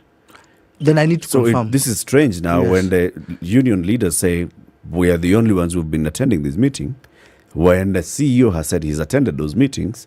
So what position are we? I hope they're not lying to me, but I'll talk to them again. Because according to them, there's lack of goodwill on the other side completely. That is why there's this stalemate. Yeah. You know, you said something that I found particularly interesting, that by the time you find you're in a situation where a strike has been called, it means, as they say, all bets are off. So, something has not given way. I mean, but this entire situation that we're talking about, I mean, this is an industry you've been in. What could possibly be this issue that cannot be? What is it? Let me tell you why I'm asking the question. We're already being told that there are pilots, Kenya Airways pilots, who are willing to fly. Yeah, management pilots. Who are management pilots again? You see, in the airline, you have the instructors, so they are termed as managers. So they become like part of the management staff. So they are not unionizable. They are unionizable, but they're all members of CALPA. They're all members of CALPA. Okay, so let me rephrase my question. They are members of CALPA who are willing to fly. And from what the CEO told us, even some who are not management are willing to fly. Okay?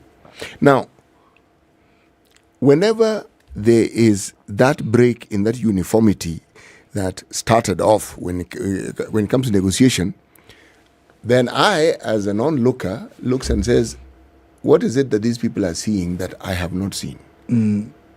What is it exactly? Again, the same question I'm asking. What really is going on here that makes someone be willing to sacrifice their job?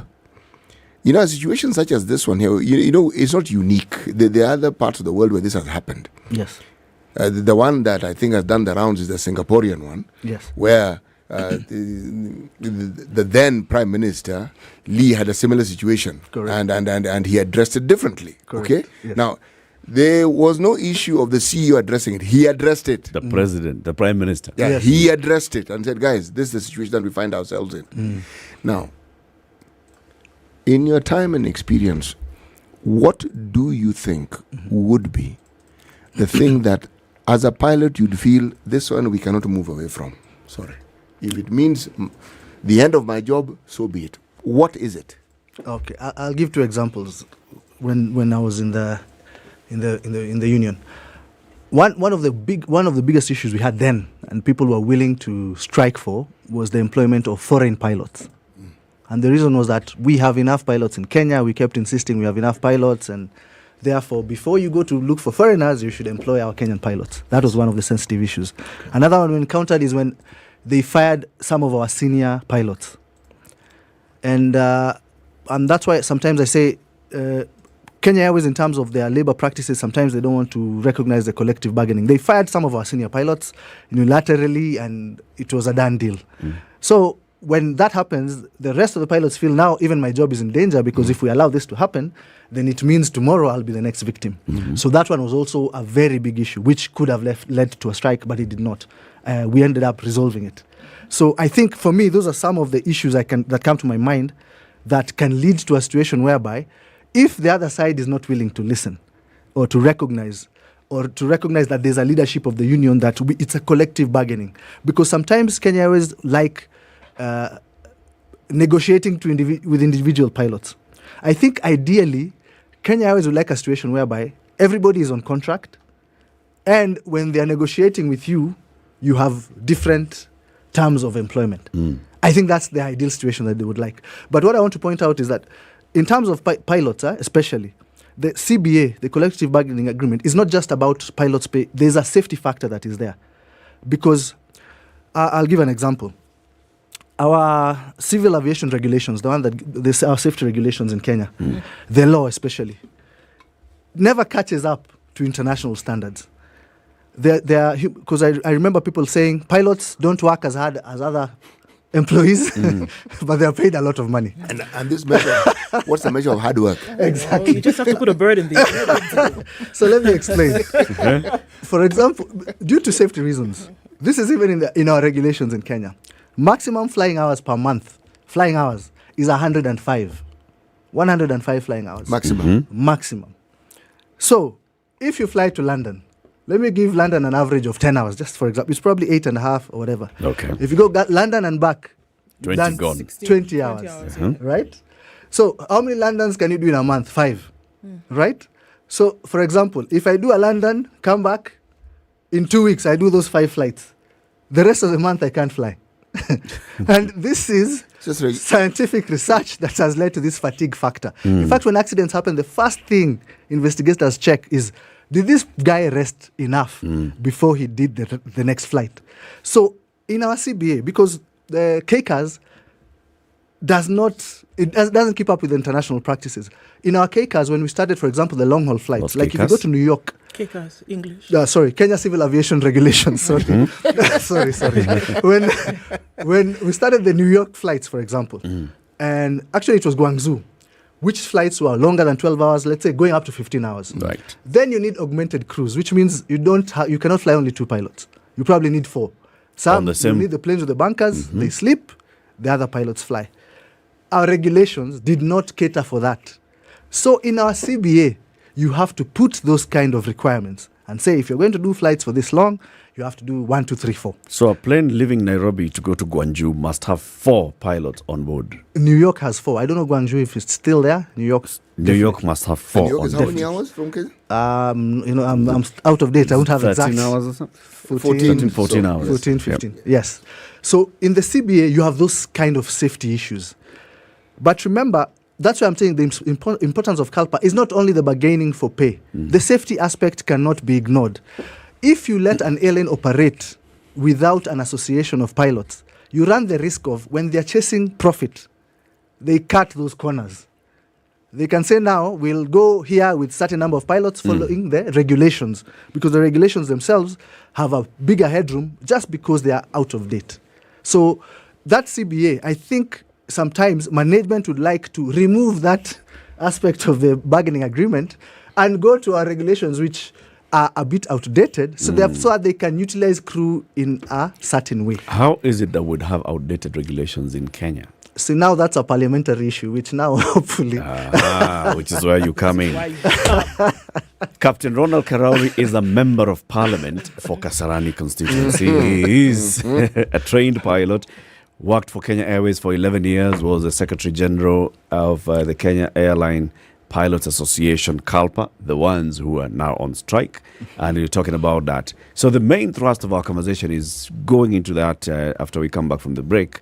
Parliament's oversight role on the future of Kenya Airways. What is it that Parliament can do to ensure that this airline does the right thing, whether it's break up into small pieces, whether it's retained the way it is, and all that. Let's discuss that after the break. 27 minutes to 8. This is the Situation Room, the only way to start your day. Enjoy Black November with Cold Stone Creamery Kenya. Get 2 Gotta Have It cups and 2 cake slices at only 1,500 Kenya shillings, and other amazing deals for you and your friends this November. Visit any of our stores in Nairobi or Mombasa and enjoy creamy, smooth ice cream and deliciously crafted ice cream cakes. Ice cream is always a great idea. Everyone remembers the ambition they first had when they started their business. A business holds promise. An idea could blow up and change lives anywhere on the planet. But the best idea is not worth much if it can't be executed by a solid team. Introducing The Room, the talent solution that provides a global network of tech talent, relationships, and resources dedicated to drive growth and innovation in your business. Hire tech talent and pick from qualified software engineers, cloud developers, web developers, and data analysts, all vetted and trained to Silicon Valley standards. The way we work has changed, and subsequently, so should the way we hire. Visit theroom.com today and discover how we can improve All right, your so business. we're looking at drizzle in some parts of Nairobi at 17, highs of 25. We'll see highs of 24 in a sunny Nakuru at 15. And it's mostly cloudy at 16 in Nyeri, highs of 23. And we'll see highs of 25 in a sunny Eldoret, currently at 15. The rain is coming down in Mombasa at 26. And at 27, it's also wet in Malindi. 21 and partly sunny in Kisumu, highs of 28. And we'll see highs of 27 in a sunny Kakamega at 21. Mostly sunny conditions at 20 in Kampala, highs of 26 and lows of 17, while it's partly sunny at 27 in Dar es Salaam. We'll see highs of 31. Looking into Johannesburg, it's raining at 15, highs of 18 and lows of 12, and mostly clear at 26 in Lagos with highs of 32. We'll see highs of 31 in a rainy Kinshasa this morning at 24.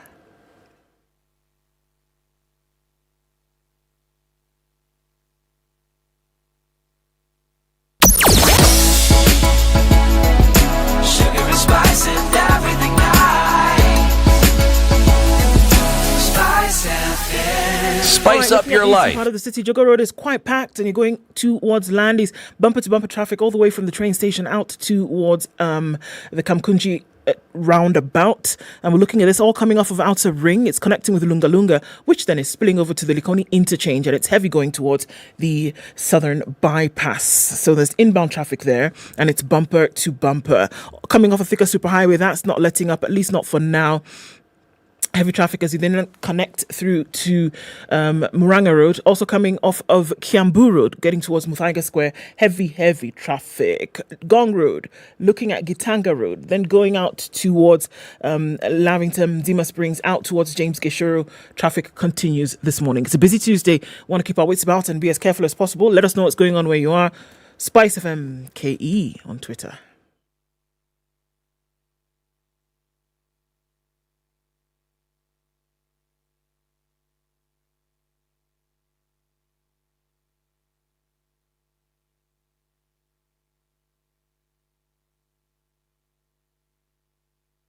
Mature, intelligent talk every morning. Spice up yourself.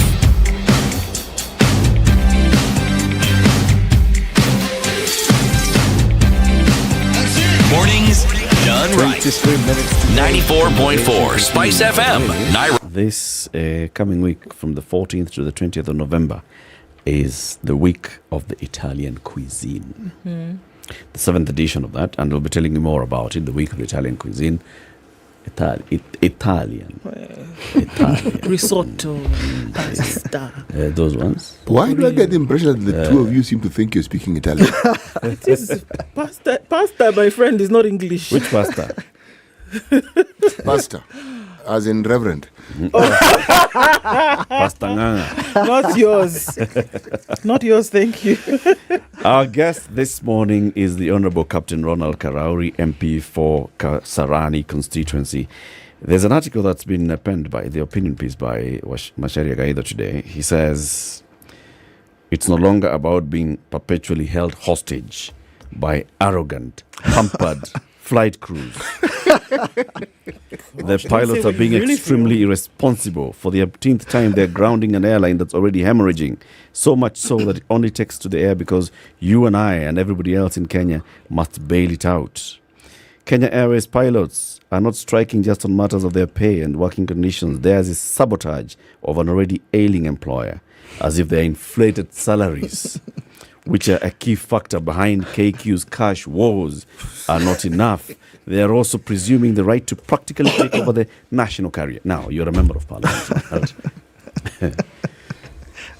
This airline is making money. One of the hosts, of the morning host for our sister station, Berur FM, called MC Jaffe, this morning said, at Kenya Airways is making losses.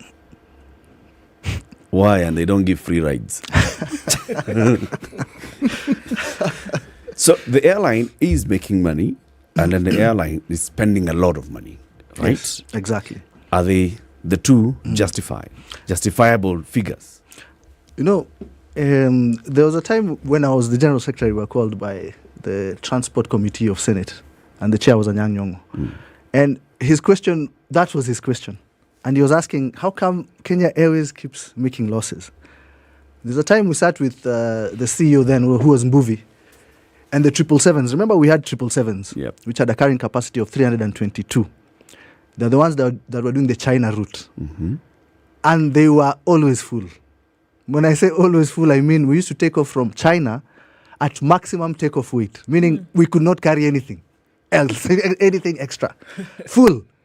But when we come to Nairobi, they tell us as Kalpa, these planes are not making money, we have to sell them. And the question we were asking, now, the plane is full.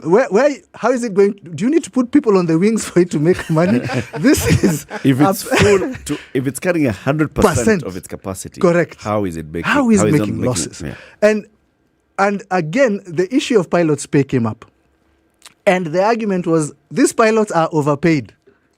I remember at the time I told the committee, I told them the pilots in Kenya are not overpaid. In fact, your pilots love Kenya Airways because you have very good pilots. They have the ratings required to go to any Middle Eastern carrier, but they stay here because they are happy to be at home. Because they're paid more than they would. They are paid well for being in Kenya because they are flying the same equipment. Okay. And that's why I said a Dreamliner in Kenya, the same Dreamliner being flown at Emirates and in Qatar. Since then, we have hundreds of pilots who have left because of the conditions in Kenya.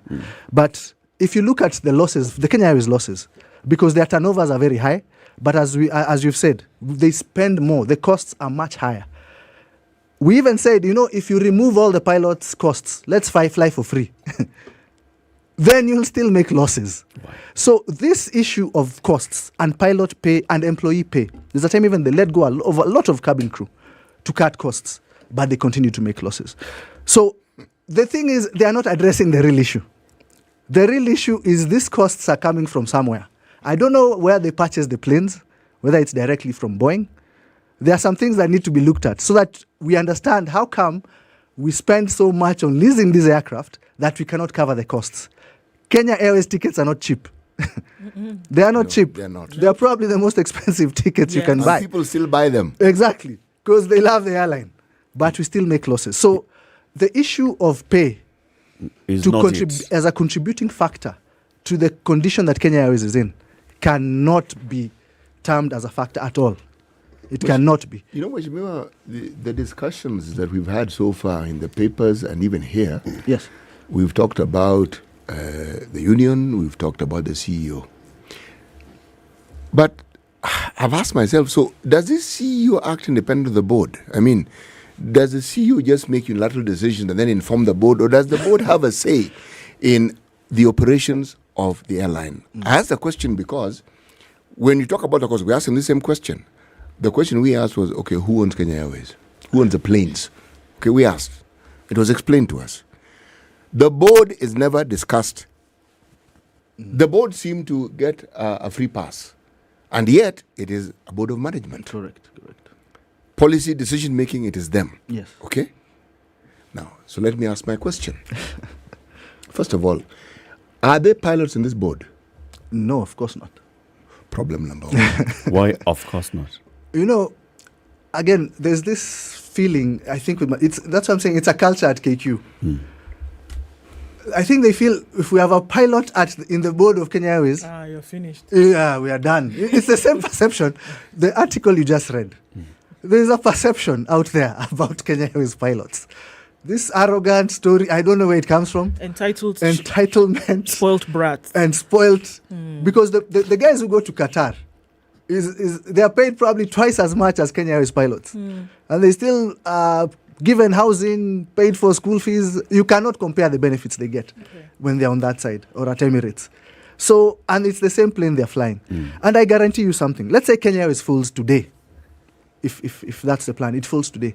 These same pilots that you're going to fire all of them today.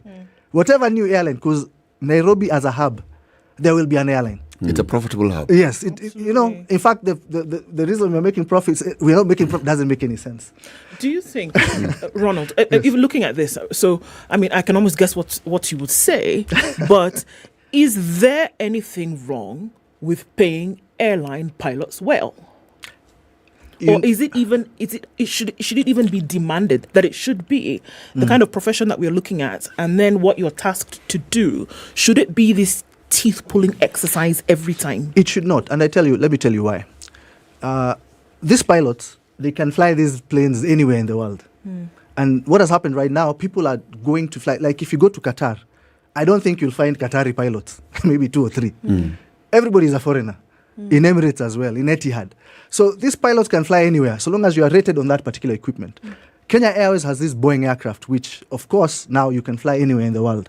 So long as you've flown on Boeing. Exactly, and you're rated on the aircraft. Right. So if you're trying to run an airline business, and you know you're going to have those aircraft, you better have a budget to pay the pilots who are rated on that aircraft. You cannot try to operate a Dreamliner with a Cessna pilot. So if you want to operate Cessnas, do a business for Cessnas. You cannot have Dreamliners, then you complain, I'm paying too much money. Then that's clear indication you don't know how to run that business. Simple as that. You know, Mheshimiwa, the reason why I asked the question, my mind went back to the time of a gentleman called Brian Davis. Yes. That was before my time. But yes. But yes, it was my time.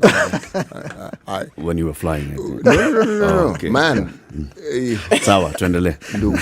I used to board coast bus.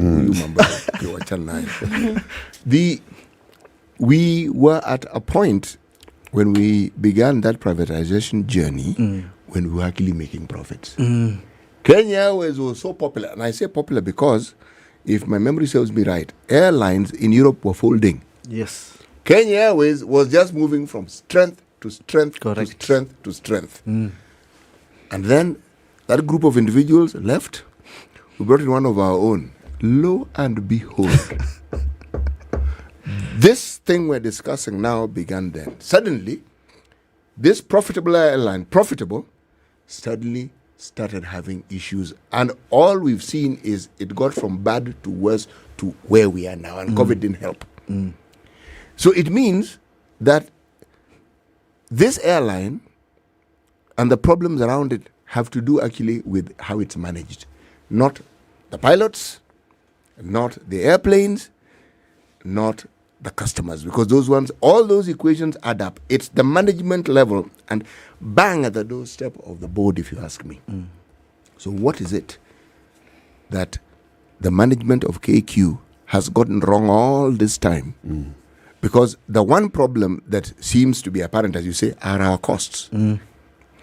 When we had COVID, there's a problem that arose. There was this thing called cargo that just kept moving, and somehow we didn't seem to have enough planes for cargo. And so you ask, okay, management, why didn't we have enough cargo planes? Because this is a good business. Cargo was moving. People are the ones who are not moving. Correct. Again, management. Again, board. So even as people keep focusing on the CEO, stop focusing on the CEO. This is someone who takes instructions from a board. Focus on the board. And the people who are there in the decisions that they're making, and ask yourself, who are in this board? And then ask the other question, who do they represent? Whose interests do they represent? Because you can't have a problem of this nature. Airlines like the ones he mentioned came after Kenya Airways, and they're making money. This Nairobi, as he says, is a hub where the entire continent meets. This one here. So, and you see, for the board, I think, and you're right. You see, the shareholders are the ones who nominate members of the board. So I think also the shareholders, which government, they need to, when they are nominating people to the board, put people with airline experience. Yes. Put people with some managerial experience. Put people who are going to add value to that position, rather than just placing people to sit on a board. Yeah, because that's the issue even we had previously. There was a time KLM had members in the board when KLM was a big shareholder. And even when Nakuru was there, Kenya was made a lot of profit. The losses started coming with the Embraers when they came. So there's something there which needs So what to is be this issue? Because you've gone into it a number of times. CT asked about it yesterday, and the CEO said, there are rumors all over this country. Giraffe. Yeah. There's Samburu and Savo and such. And so the leasing companies versus the owned, two owned equipment. And then there's what has been bought, but then we are paying back loans via some entities. Yes. Explain that to us. Well, I can't, you see, I don't have enough information to explain, because even for me, it'll be hearsay. It'll be rumor mongering. So I can't comment. But the costs, there is something in the costs. Actually, Mheshimiwa, I think the breadcrumbs lead in a certain direction. You see, when you look at the planes, as you say, Embraer, they're nice planes. Cargo capacity. And you know, when the Embraers came, I was in Kalpa then. Yes. And we protested. Yes. And we said, where is this aircraft going to operate? Yes. The story kept changing. You know, it's going to be a low-cost carrier. It's going to just do local flights. The story kept changing. So this Embraer comes, it's full of TVs on it. I'm like, which low-cost has these TVs? And then it cannot carry cargo. Even to go to Mombasa, you have to put ballast. So you have to add some. So even when we actually called the Embraer people. What is the issue with the Embraer? The Embraer was just not suited for our market. Why?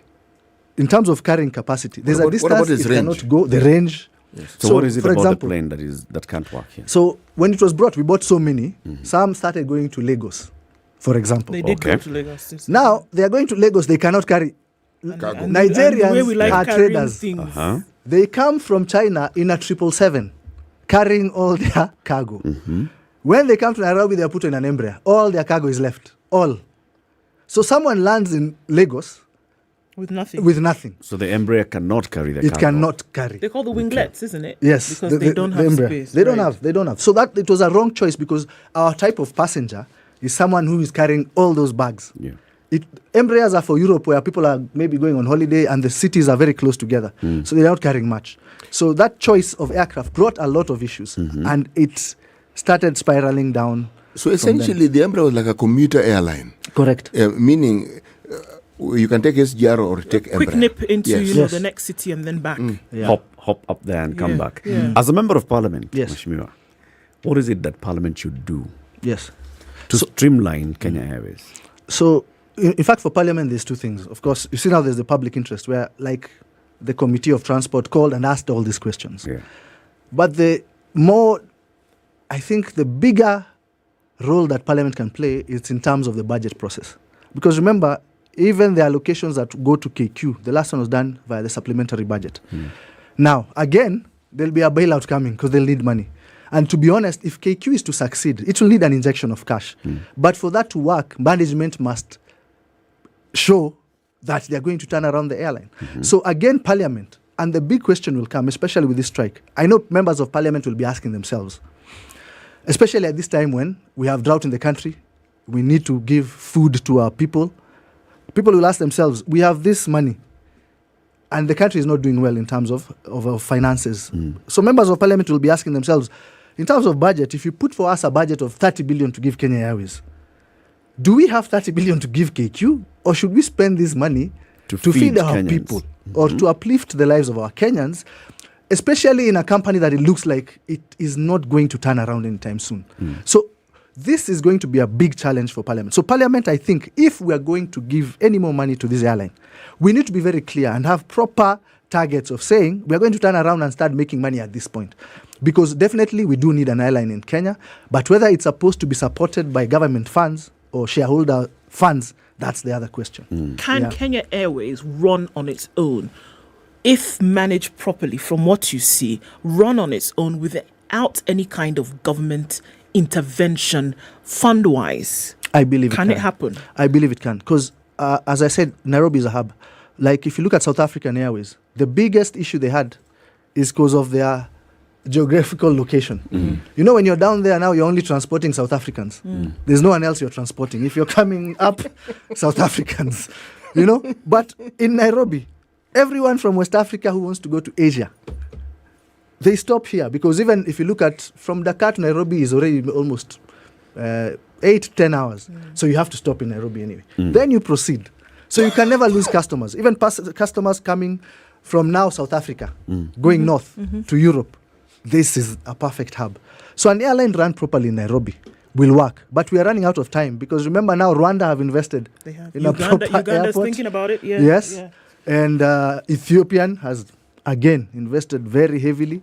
So we're running out of time. If we don't do it soon, that opportunity might disappear forever. But it's of interest because if you talk of Ethiopia and some of the airlines that seem to be coming up, if you look at their CEO and some of the members of their board, they have flying experience. They are pilots. They have experience, yes. So you have a management of people who actually understand the industry. It's very important. As opposed to just understanding management. Because it's tricky, isn't it?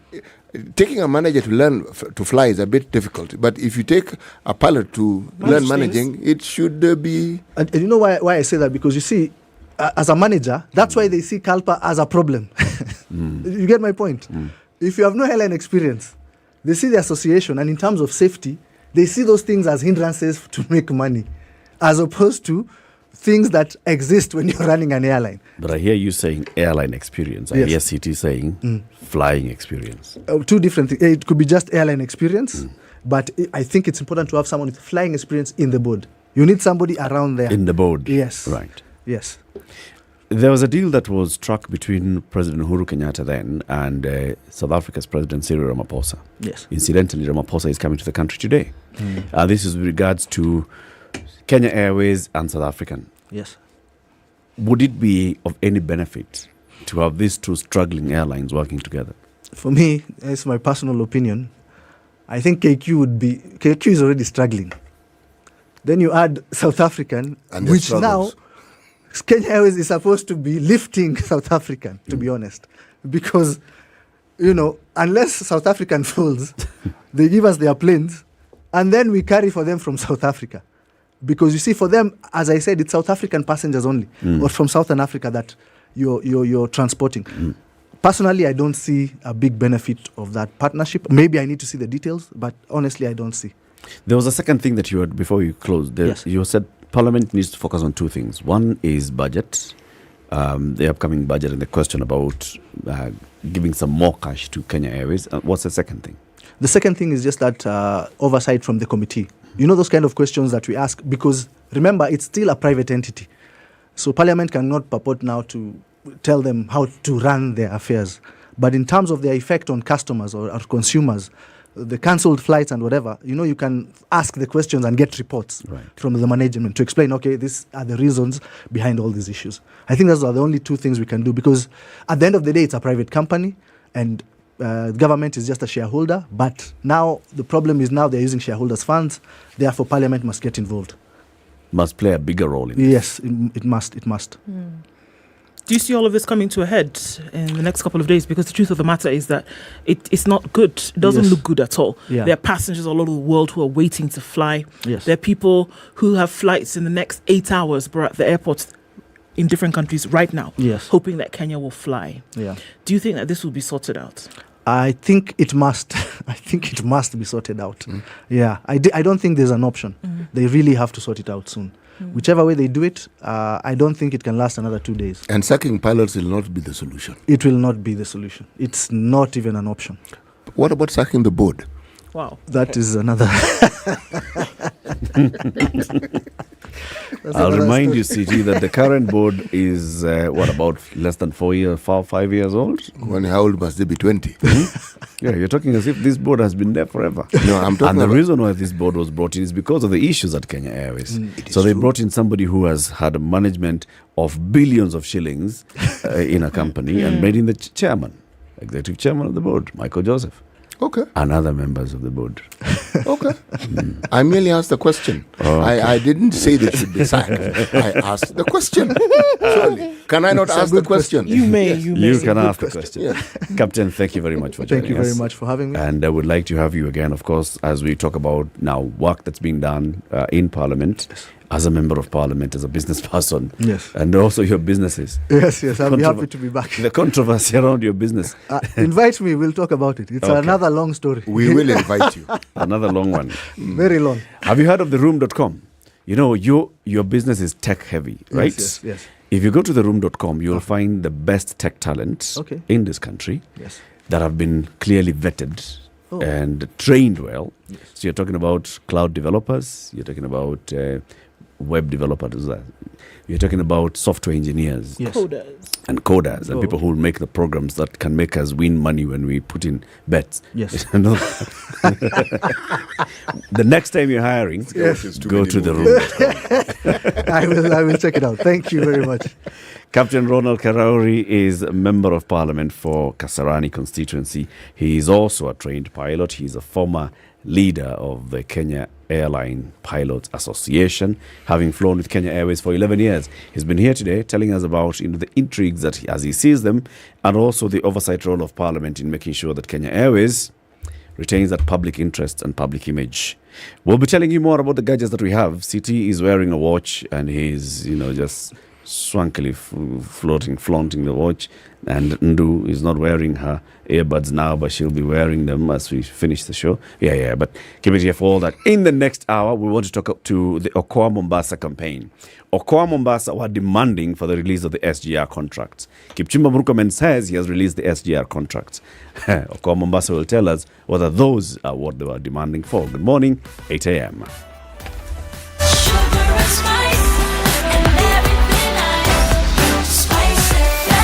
Spice up your life.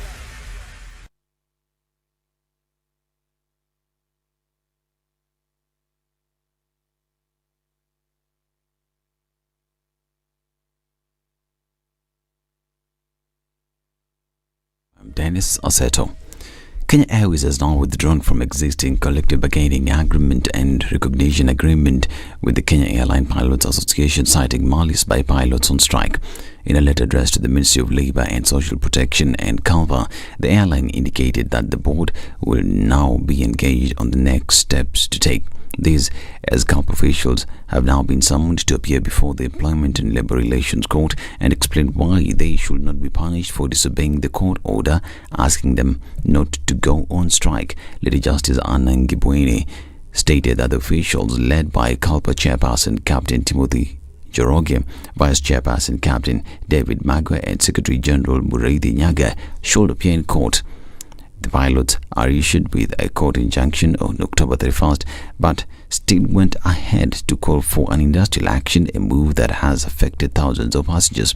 Kenya Airways CEO Alan Kilavuka said there will be no negotiation with the striking pilots unless they go back to work.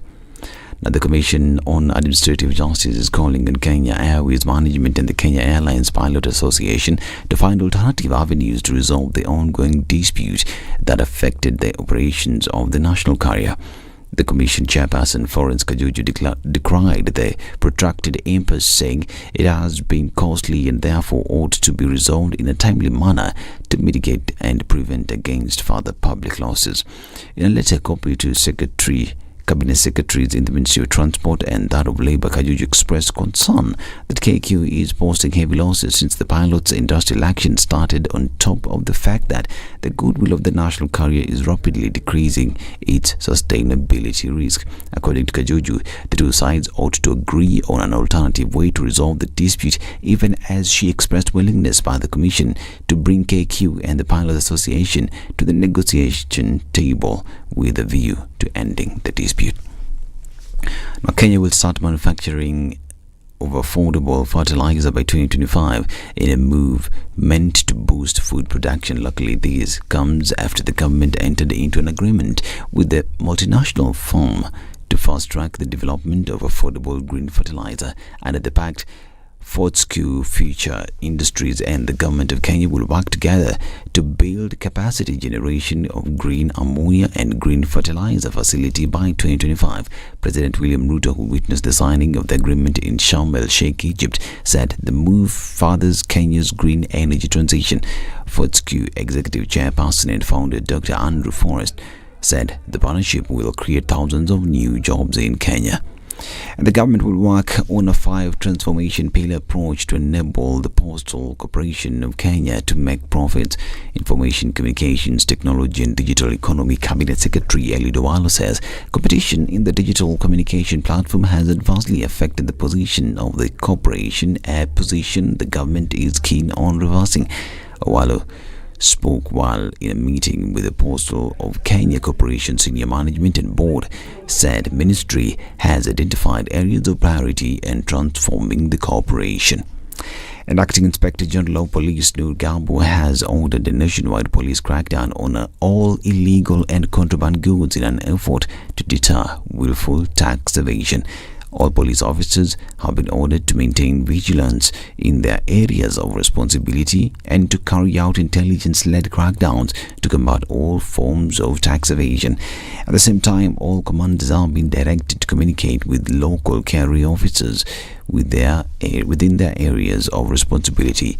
When the revenue evasion incident is detected, they will be required to contact the Kenya Revenue Authority officials for investigation and the conclusion of the matter. And members of parliament have poked holes on the move by the government to send troops to the troubled Democratic Republic of Congo at a cost of 7.2 billion shillings. This follows revelations made by Defense Cabinet Secretary Ednah and Vice Chair Defense Forces Francis Ogola, who said that the cost was unestimated for a period of 1 year, with the taxpayers set to bear the burden. During a sitting in the National Assembly Committee of Defense chaired by Belgut MP Nelson Quaich, the legislators mentioned that with a dilapidated economy, sending 904 troops to DRC was not a priority already.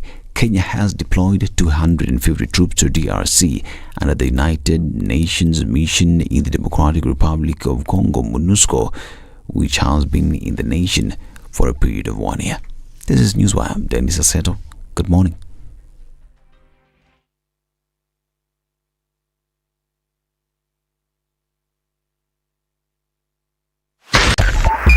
.5 Spice FM, Kisumu. Overflowing with traffic is what it is on Langata Road this morning and going into the city. We're looking at Aerodrome, quite busy as well. Jogger Road started early, and in and outbound traffic is actually pretty heavy as you go towards Landis. Landis is packed and getting towards Kamkunji. So where else are we coming in from? The Thika Superhighway it started well past the Outer Ring Junction. We're also looking at Kiambu Road, which is full through towards Muthaiga North. Okay, so what's happening on Red Hill? Red Hill looks pretty crazy. Coming off Peponi, because you're going to look on the other side from James Gishore. It's going to cross over Waiyaki, going out towards Kuna, and then Lower Kabeta connects with your Red Hill inside Limuru, and this whole thing is happening. I'm not sure what's going to happen in a short while, but it looks like it's going to be just a tad crazy this Tuesday. Let's look towards the northern bypass, where Ruaka, then leading out towards United Nations Avenue, onto the northern bypass. Pretty crazy as you're getting out towards the Thika Superhighway on the other side. So it's that Tuesday, a few minutes after 8 o'clock. Let's take a look in a short while. What's going on where you are? So I'll give you some help there. Use the service lanes on the Thika Superhighway. You want to think about that. Let's talk on SpiceFM KE on Twitter.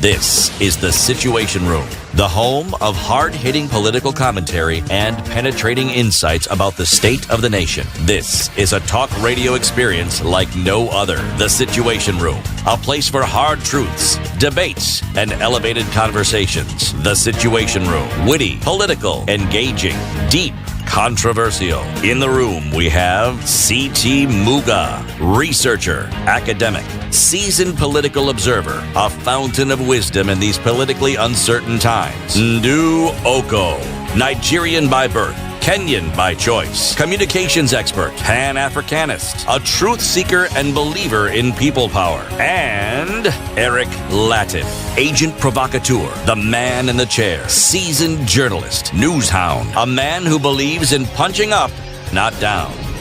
This is The Situation Room, the only way to start your day. Good morning and welcome to the third hour of Kenya's biggest conversation, The Situation Room. This lovely day, the 8th day of November 2022. We're live on SpiceFM and KTN Home, and we're still live online. This, like I said, is the Italian Cuisine Week is starting soon. The Italian Cuisine Week is back for the 7th year with the Extraordinary Italian Taste Project.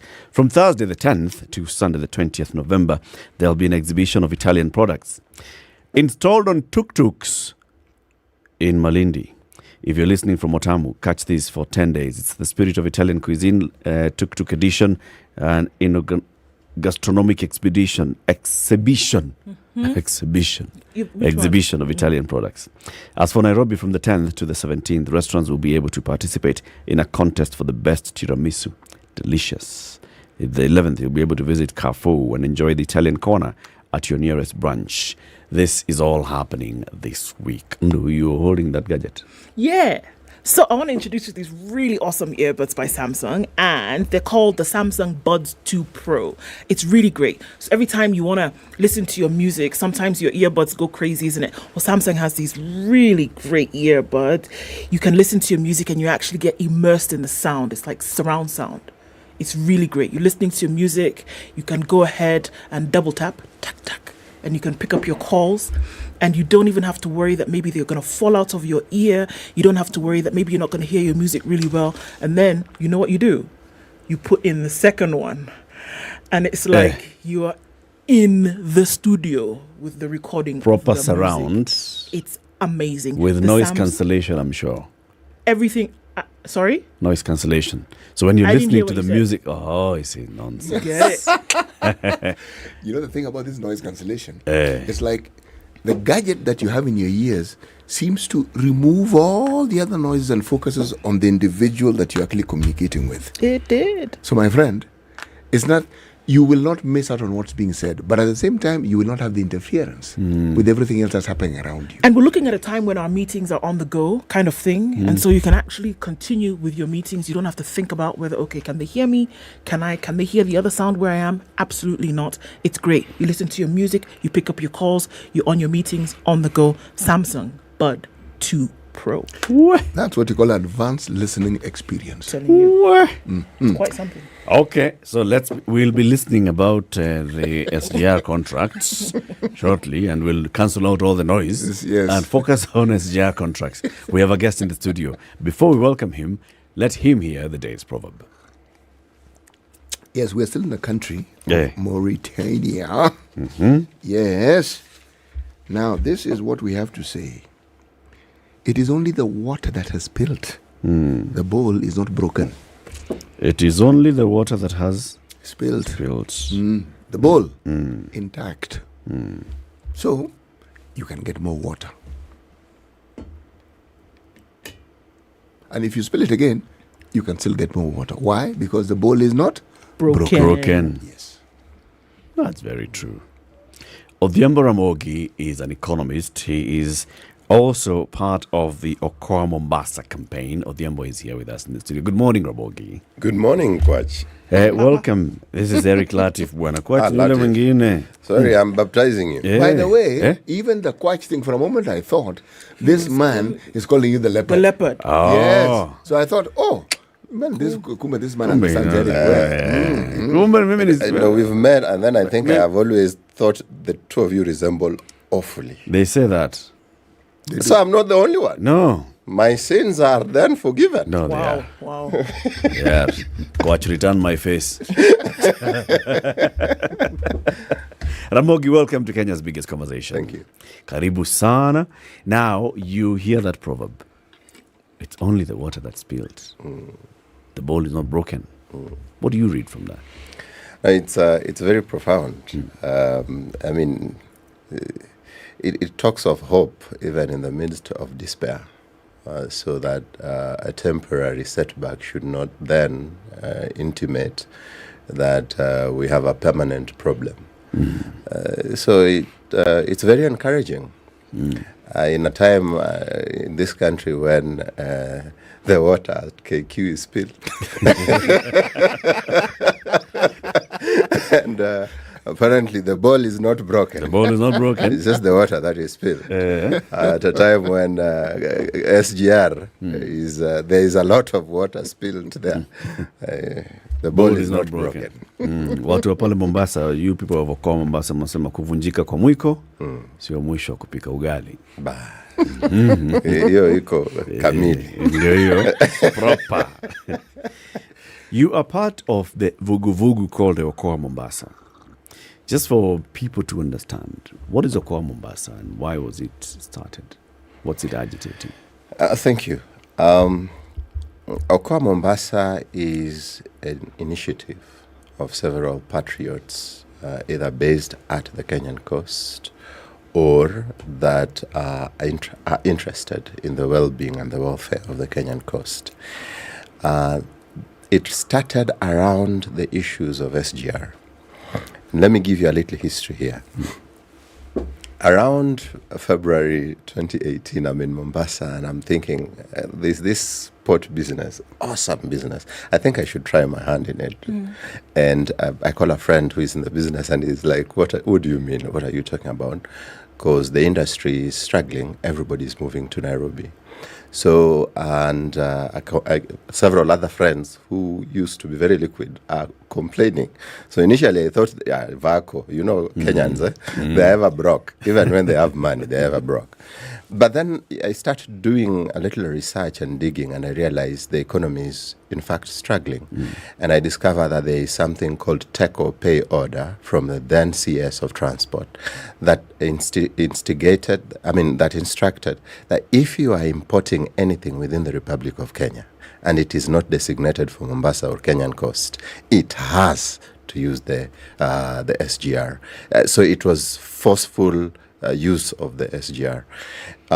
So that research, I presented it to some lawyers, and we went to court, and we filed the court, the then petition 159 of 2018, against two things. One, how is it that the Kenyan government can, for example, just give such a directive without public participation, without the involvement of the people? And are they not aware that this is affecting the economy of Kenya?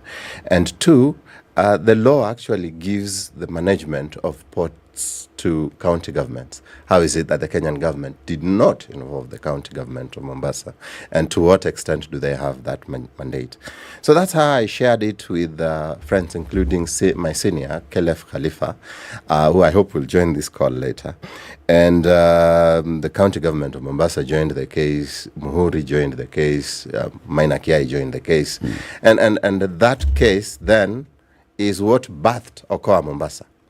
Because the Okoa Mombasa now became a campaign or an initiative to save the economy of Mombasa from drowning under the take of pay instruction from the then CS of Transport.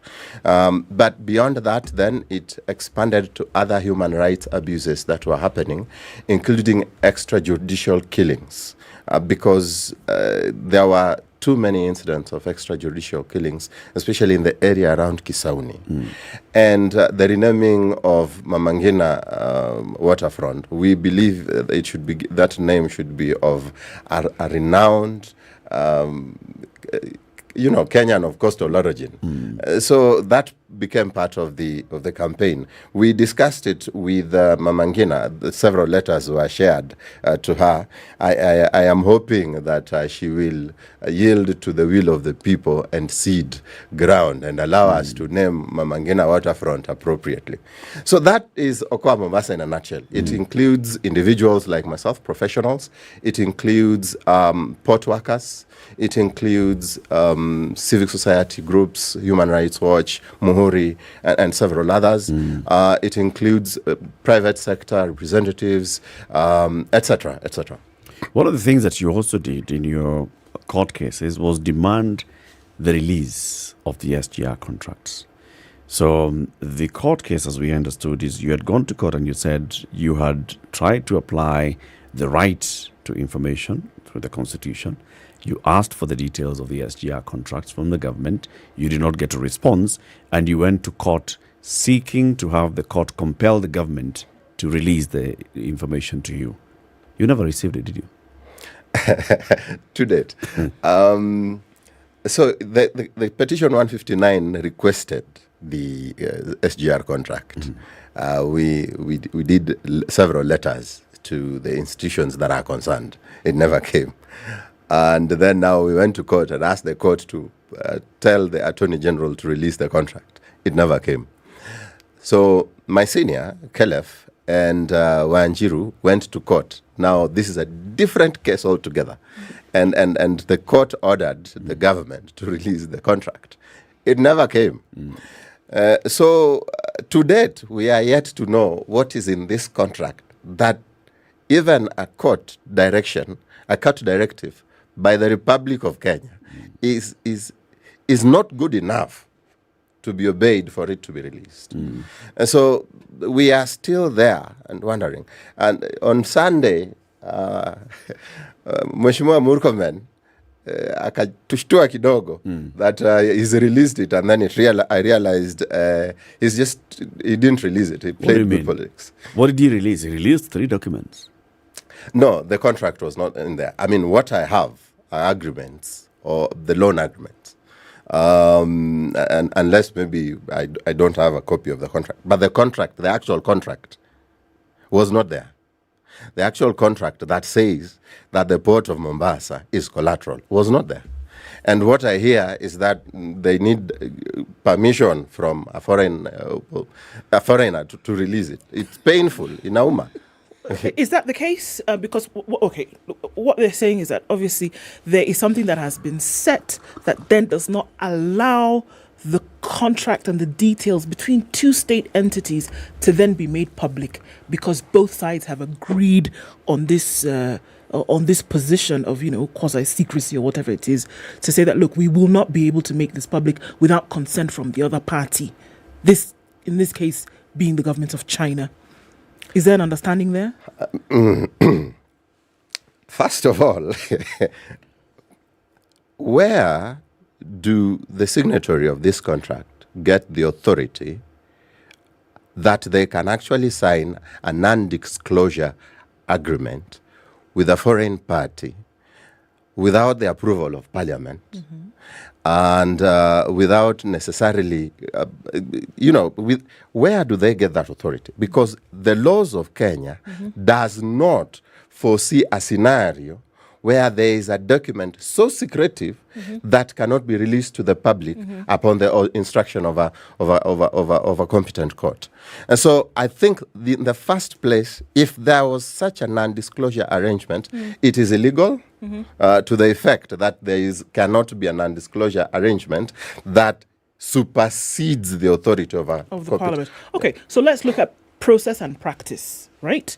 Let's look at other agreements that have been signed by the Kenya government that then take into consideration things like state and national sovereignty, all right? So from what you're saying, does it mean that every agreement having been entered into by the state then has been given the approval of Parliament? Or are we saying that there could be several more that actually have taken on the same persona as this one, whereby the full disclosure then is... it's problematic. Yes, a problem. I would be concerned if there are others that are in the same fashion or persona, as you put it, that are so secretive that cannot be released. Because you see, our constitution foresees a scenario where international law or international agreements become part of Kenyan law. Kenyan law, however, must be processed through Parliament so that you cannot come up with a Kenyan law without the involvement of Parliament. So then it is imperative that if it is to be an international agreement or an international law that is to be part and parcel of the Kenyan law, then it must be ratified by Parliament. And so if it was not ratified by Parliament, it is null and void to the extent that it was not nullified. So going back to my question, then are we saying that everything then has become law that has been bilaterally signed, Kenya and another entity, that they have all been ratified by Parliament? Not entirely. Okay. Because you see, why is Parliament involved in the agreement of, for example, the African Free Continental Trade Area? Parliament was involved. Parliament was involved in African Growth Opportunities Act.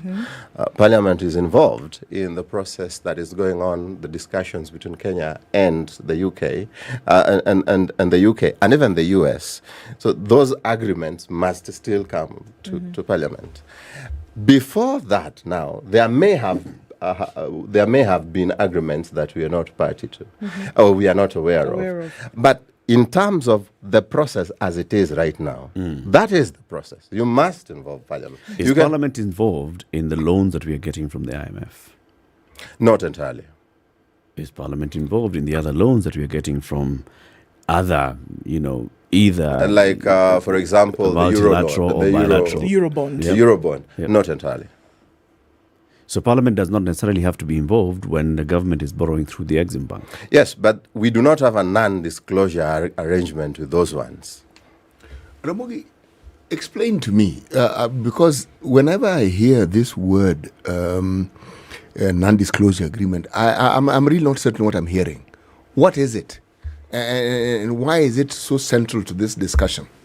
Because we are not getting the contract as Kenyans. Okay, what is and that is a big problem. Okay. You've answered question number 2. Question number 1. Yes.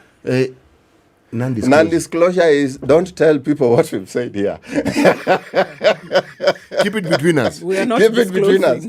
The challenge of keeping it between us is, gentlemen, you have borrowed 3.8 billion US dollars. Mm-hmm. And it is to be paid by people who are not between us. It is to be paid by the Kenyan taxpayer, who you are now calling third party. And so he is bearing the brunt of this agreement, in essence. And you're telling him, sorry, but I cannot tell you what the agreement is, but I want you to pay for it. You know, like you don't know what it is. I don't want you to know about it, but I want you to pay for it, and I want you to suffer the consequences or carry the consequences as it is. So essentially what we're saying then, should we not ask who the people who penned their name to this and the thinking behind it and hold them accountable? That is the thought, the general flow of thought. However, there are the politics of the day as well that have taken root. If you look at the timing of the release of for example, the loan agreement by Mheshimiwa Murkomen, you find that the motive is political as much as it is as much as it is just doing disclosure. First, you know, the issue of KQ, I have a feeling, has played a part in the timing of the release. One, in the management of government affairs, you do not think that there are, you know, things that just erupt on their own. Someone somewhere is doing something. and and so I think, and this is speculative, just my thoughts. There's no force majeure in government. Yes. So I think then that someone is doing something in KQ that Mheshimiwa Murkomen is unhappy about, and is telling them, look, if you continue doing what you are doing, I also have the contract that I can go public with. So this is just a warning fire, a warning shot that comes slowly. But the second thing also is it has moved the limelight from the pilots to now SGR, so that now he can work. You know, if you have a strike and you don't have media attention or you don't have the limelight, what you have is a tantrum. It's not a strike. And so now at least he can have conversations with them towards a different... Those are my thoughts. Is he then willing to take to hold accountable the people who penned this thing? I don't think they are ready for that. It is my desire, it is my dream, but I don't think they are ready for that. And you know, Eric, please go ahead. I want to take you back to what you said earlier, Ramogi, which is that the CS Murkomen released 3 documents, but that is not the contract that you are seeking, the SGR contract. So explain to everybody, what are these 3 documents and what is the SGR contract? What do you want to see that you haven't seen? Thank you. No, the documents that he released are loan agreements of, one, the amount that you're being given, how the amount will be disbursed, what is the cost of the amount you're getting, including the commissions, the commitment fee, etc. In the event that you fail to pay this amount, or rather, what are the events that will be considered as default? And who are the signatories to this arrangement? So essentially, those are the Those details. are the 3 documents. Yes, the 3 documents that we've seen. The contract that we want to see was the port of Mombasa given as collateral to the Chinese in the event of a default? What kind of contract would that be? The bigger contract that carries the overall works that was to be done. Meaning the fine details of that contract. So the contract that we have, those 3, like you've said, those are agreements. The agreement between Kenya and Exim Bank, yes, on the money to be borrowed. Yes. The disbursement and the repayment. Yes. All right. You're asking for a contract that shows the construction of the SGR. Correct. And this would be between the government of Kenya, or would it be between the contractors? Would it be between Kenya Railways and the company that built the railway line? Or would it be between the government of Kenya and the government of China? Or would it be between the government of Kenya and Exim Bank? I mean, who are the parties that would be involved in the contract you're looking for? And that's what I wanted to see, actually, in the contract as well. Because you see, that contract will tell us who is the other party. And why is the other party so sensitive that our country or our government is unwilling to disclose who the other party is? Because now that will tell me who the other party is. It will tell me, in particular, whether or not the port of Mombasa was released as collateral to the Chinese in the event of a default. And is it just the port of Mombasa, or there are other government assets, strategic government assets that were released? You know, let me tell you what's going on in my mind. We talk about contract. This isn't the only contract that the government or other governments have signed in the past. There seems to be a lot that one wants to question about this particular contract and the ramifications. I'm going to ask the question, but I don't want to deviate from what I really want to ask, which is the impact that this particular contract and everything we've seen, what it has on the livelihood of the people of Mombasa, and what it has done and what it means to the economy of Mombasa, and the relevance of the economy of Mombasa to the rest of the country. I'm putting that on pause. But let me ask the question, though. You see, we are talking about a contract that was signed by government officials because there was Treasury. There's somebody in the Ministry of Transport who signed it, and there are other individuals. But by the time a contract comes into being and people have signed it, there's something I don't understand. Do these individuals sign because they've been told to sign? Do they sign because they understand what it is that they are signing? And if the two issues that I have mentioned are true or false, who is it that was behind this whole thinking to the point where this agreement was signed? But an addendum to it. The issue of the SGR did not begin with the Uhuru Ruto government. It started with the Kibaki government. Now, what the Kibaki government envisioned and what they agreed on, is it what eventually came to be? And did they sign anything in that time? Yes, exactly. Well, their contracts. Anyway, let's answer all these questions after we take this break. Odhiambo Ramogi is an economist. He's part of the Okoa Mombasa movement. We are talking about the SGR contracts. Has Kipchumba Murkomen, the Cabinet Secretary for Transport, released the SGR contract, as he said? Or has he done what the Standard today calls a load of hot air? Murkomen fails to give the SGR deal. This is a headline in the paper today, and that's what we're asking ourselves. Have you been to theroom.com? If you haven't, you ought to go there if you're looking for the best tech talent in the country, well-trained, well-vetted, just for you, theroom.com, or you can also follow them on social media at The Room Global. That is how you follow them. Good morning. Let's take a break. We'll be back shortly. This is the Situation Room, the only way to start your day. 3, 2. Everybody, welcome to Kenya's biggest conversation. Heri Latifa, Muga, Madam Du, nimesalamia wote sana. Tumepokea salamu, asante sana. Hapa Garissa today the weather is very good, only that baridi inatupeleka mbio sana. The baridi ni degree ngapi hapa? Hata sijui lakini madam tunakauka sana. If you want to follow the money trail, you've got to think like a thief to be able to catch that thief. A slap from a friend is better than a kiss from an enemy. I know the sun is out in Nairobi at least. As you tembea, be careful. Manchester United are trying to sign anyone. Watch out where your children are. Please hide yourselves. Sugar and spice. I reached a point where suicide things were just going south completely. Something stopped me.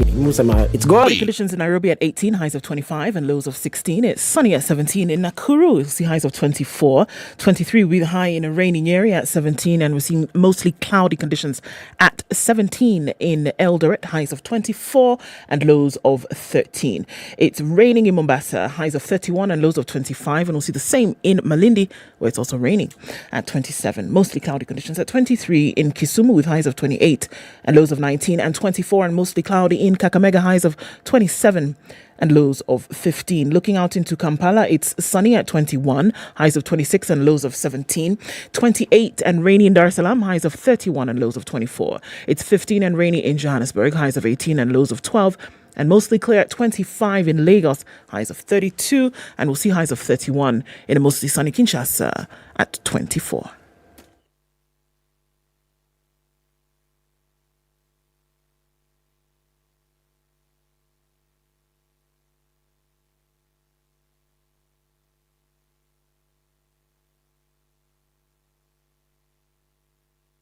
All right. What else are we looking at? So, getting into the city. So let's look at Nyayo Stadium out towards the city and then out towards Westlands. Seems to be flowing freely, not too much of an issue there. But coming off Aerodrome and then connecting with the Uhuru Highway just past Bunyala, some issues there. There's a spillover towards Raila Odinga Way and then connecting with Gong Road. So that's pretty busy. Coming off a thicker superhighway as well, past the Outer Ring Junction. Yes, it is bumper to bumper. We're just going to have to take it like that because that is exactly what it looks like. You can use the service lanes. There's an option for you. Kiambu Road is also doing the same thing this morning. So those are major roads where you usually have those issues every morning, and it's no different now. Let us know what's going on where you are. SpiceFM KE on Twitter.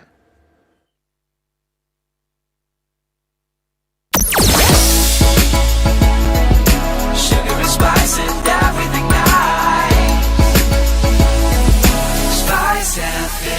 Spice up your life. Mature, intelligent talk every morning. Spice up yourself.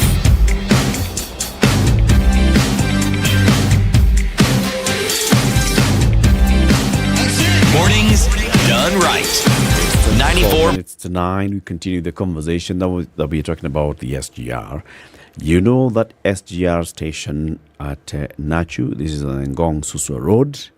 Around there is a gated community that's coming up, and it's called Naserian Ridge Phase 3 by Olive Real Estate. What they're giving you is freehold title. They have beacons ready, a close proximity to schools, electricity and water, and they're inviting you for a site visit on the 19th of November.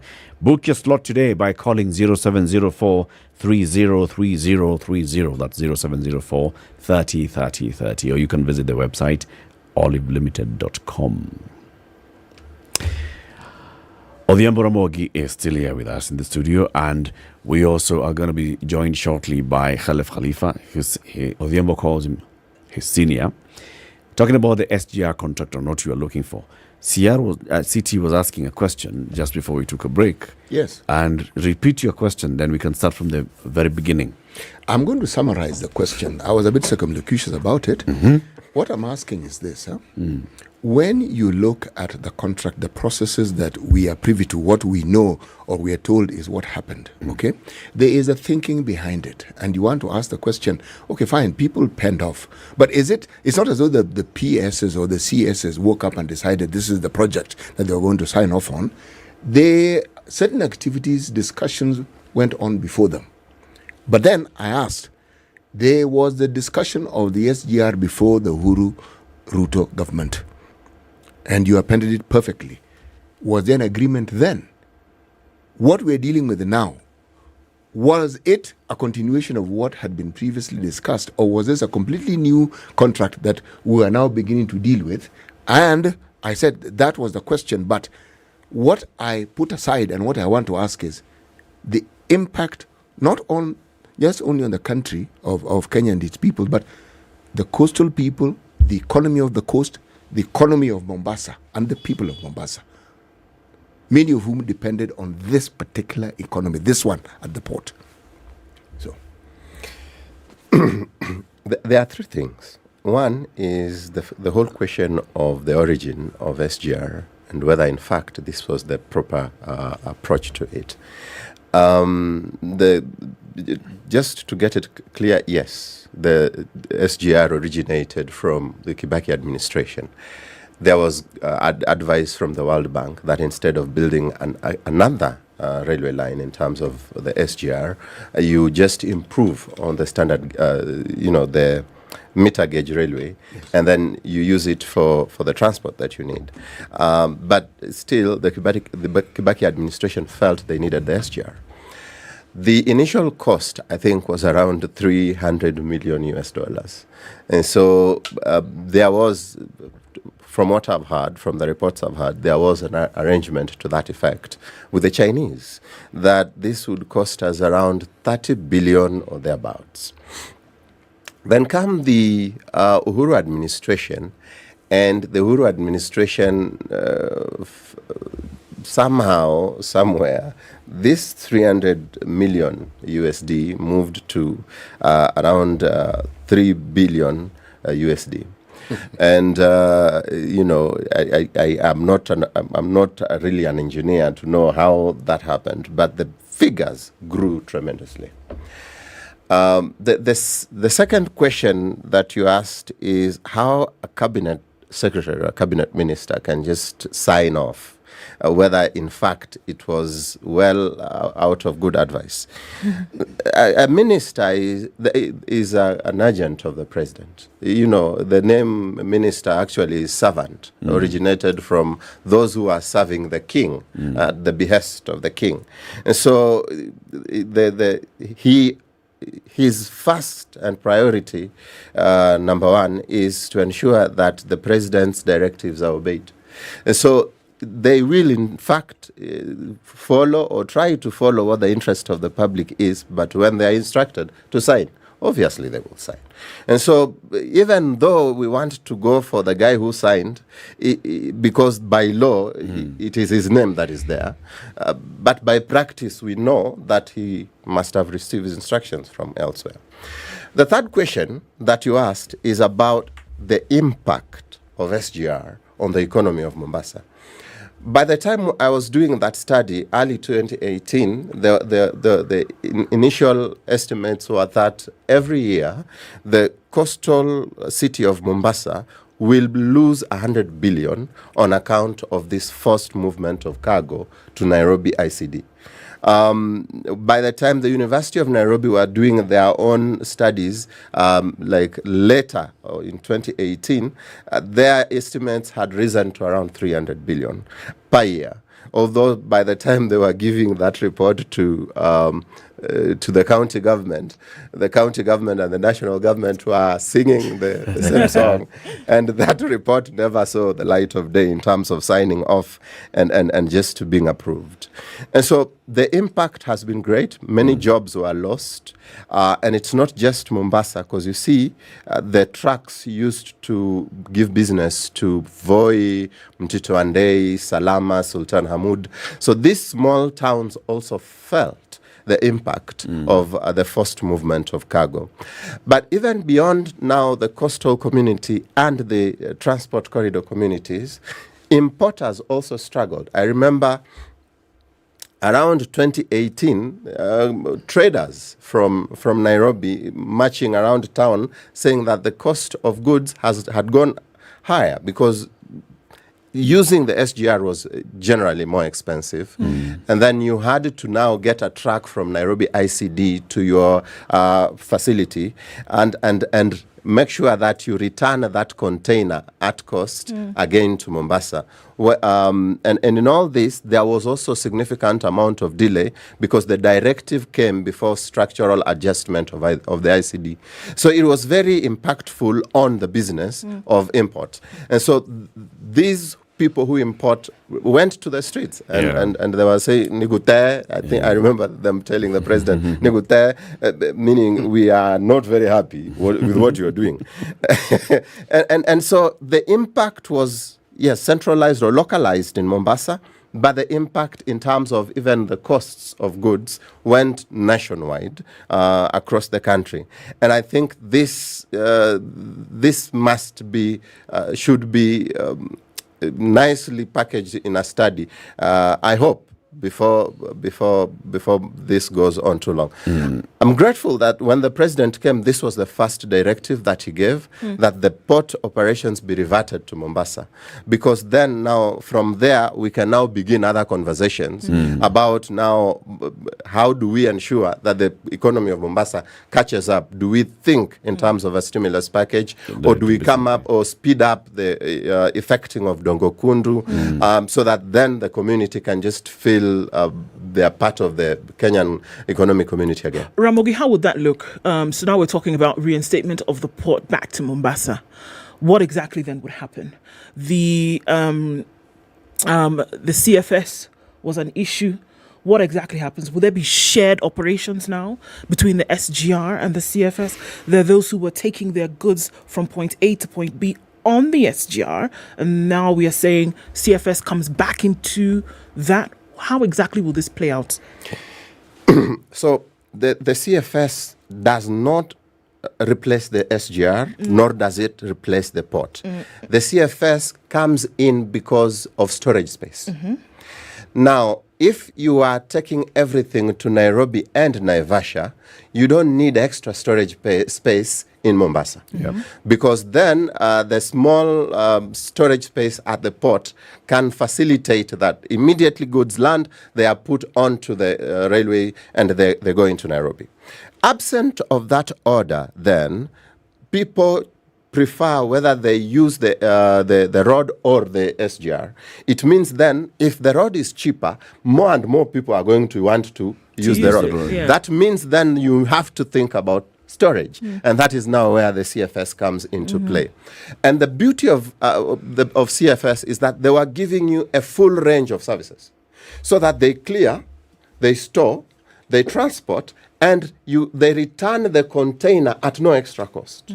And when they transport, it comes to your facility. You don't have to think again going to ICD with another truck.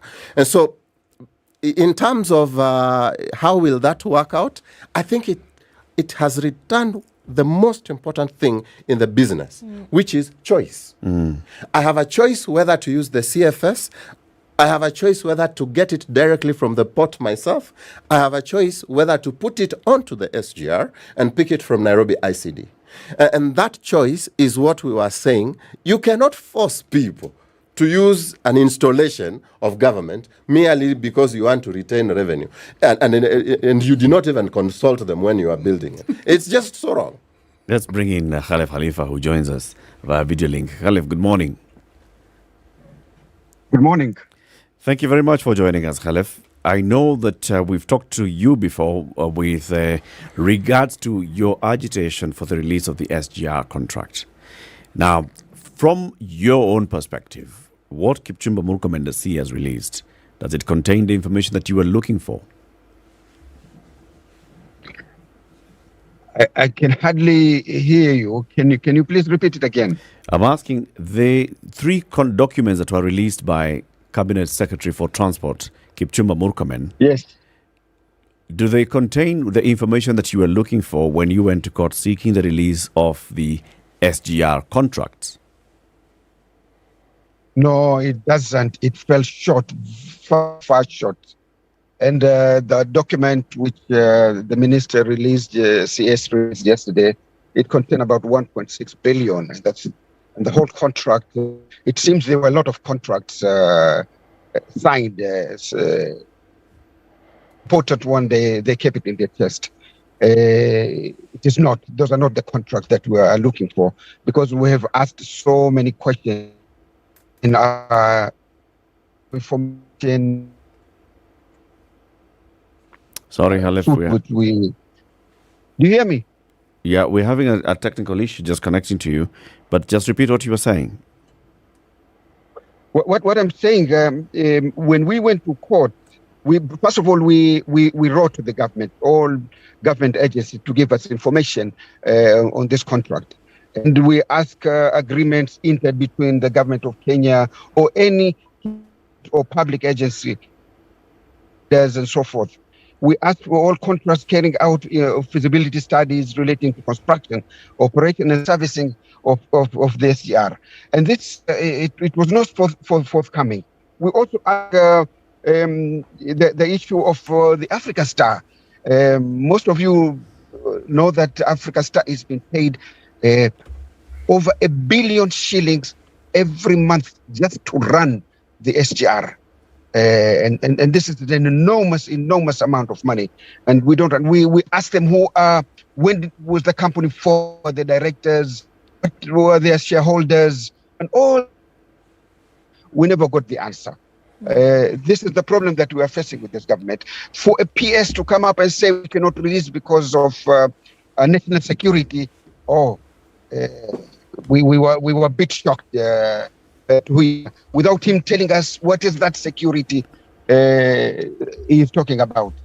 So there is a lot of things which are going on, and the government is just holding the information of their chest. Unfortunately, the last administration and the current administration are the very same people who made this agreement possible. So I don't see how they're going to make it public, all of it. Ramogi, do you agree with Khalef when he says, look, President William Ruto was deputy president around 2014, 2015, when these contracts were being signed. During campaigns, the president promised that he's going to have all these contracts published.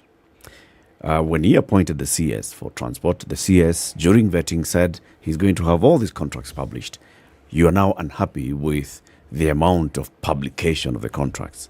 Do you think this government is actually going to publish the details of the contracts? First of all, yes, I want to register our disappointment with the fact that the publication fell short, as Khalef has mentioned.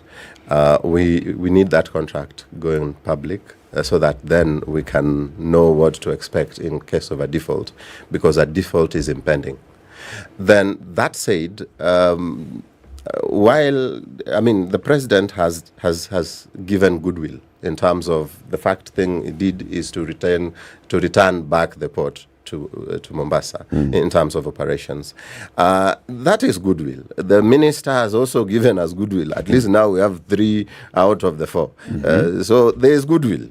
Now, as to why we cannot have the 4th one, now that's where the conversation is.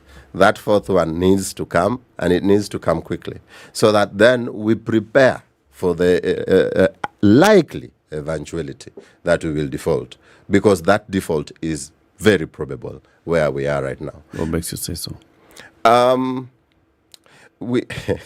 That money is a lot, Eric, and we need to pay it in a very short time.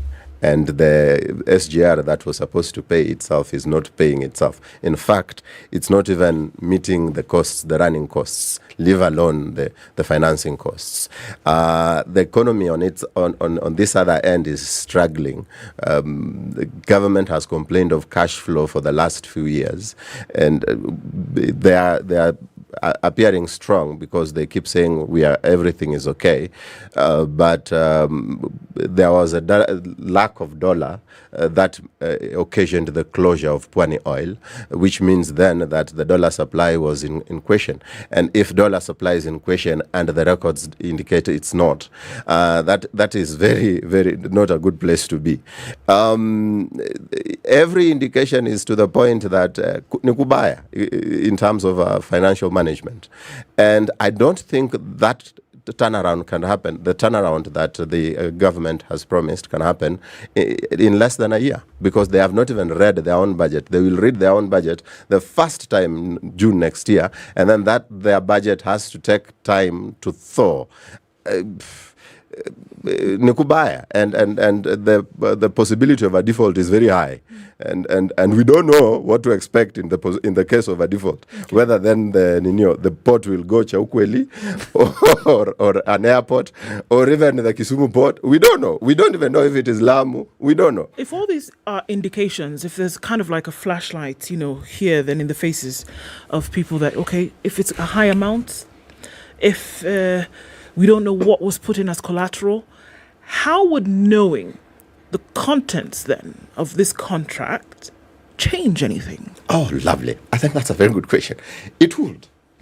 Because immediately we get that contract, and I know they know, the first thing we are going to do is to try and declare it null and void. Because we believe there are many aspects of it that are null and void. And so that by null the time... and void as per the constitution, as per the laws of this country? Yes. As per international laws, as per... Because the state operates within an ambit of law. You don't just operate because you're a state, you can do anything under the sun. This state has a constitution, and that constitution spells out several things that need to be done. If the lender did not do due diligence to appreciate the law of the land and lent money extra legally, then of course that document must be declared null and void. And if then it is declared null and void, then we can go to the drawing board and to the negotiating table and tell the lender, wait a minute, we owe you money. Now we can talk about paying you or not paying you, because then the law has given us some cover. But you cannot tell us that we are going to default and we don't even know what we are going to default on and what the law, and we don't know how to protect ourselves legally as taxpayers. Something about collateral. The issue of the port, this is not a discussion that only Kenya is having. The other African countries who have had this. We actually had an expert on these matters talk to us. Yes, I heard. From Washington. Yes. And this discussion has to do with something we refer to as project financing. And in project financing, it isn't the physical assets that is collateral. No. But it is the gains. Whatever it is, the value that that particular enterprise has, and the monies, if I may use a simple term, that accrues from it. Because it is that money that forms the guarantee. Because in the absence of that money, what then are you saying will be able to help you repay? It isn't the physical asset. It's the value it produces. Correct. So at times when we talk about some of our national assets being at risk, they may not necessarily be. But then again, you're right, because these details we cannot talk with certainty until we know exactly what was written down. Because if we're saying that people whom we've given the mandate to actually act on our behalf did not see it fit to even follow the constitution and let the people who are the sovereign understand what they were doing, then anything is possible. It is. It is very, very possible that they may even have signed off these assets that we think they may not have. They could very well have. It is. And you see, you bring in a very interesting angle, which is of project financing. If then the port is collateral, and the port is one of the few government installations which is actually profitable. It's extremely profitable. Not extremely, but profitable. Believe me, compared to any other government project, it is extremely profitable. I hear you.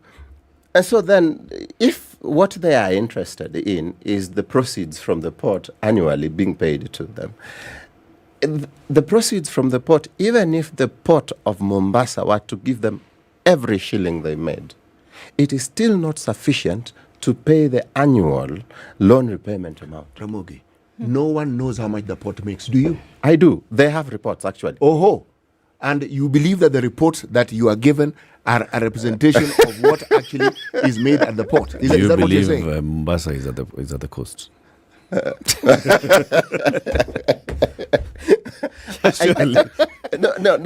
Let's just look at least what is on record. What is on record is not sufficient to pay the Chinese annually, and so then now the question of project financing and just that they are only interested in the finances coming out of that collateral as opposed to the collateral itself is null. Because it will not be sufficient. That means then that they either have to take the whole asset and use it in a way that returns their investment. My brother, the only other government enterprise that makes money that you can speak of is Kenya Pipeline, right? Yes. And up until the chairmanship of that particular organization changed, did one have an idea of how much money that organization actually makes?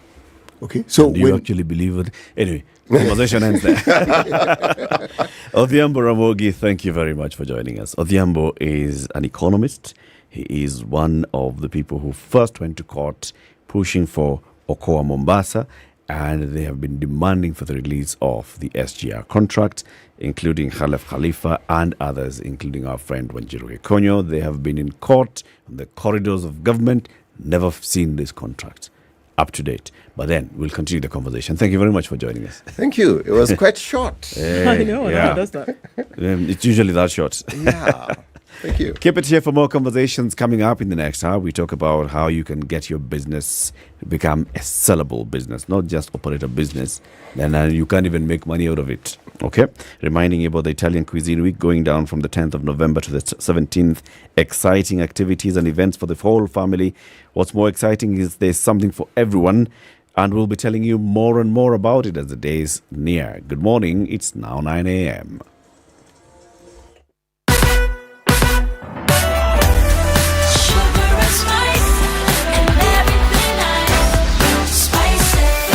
Spice up your life.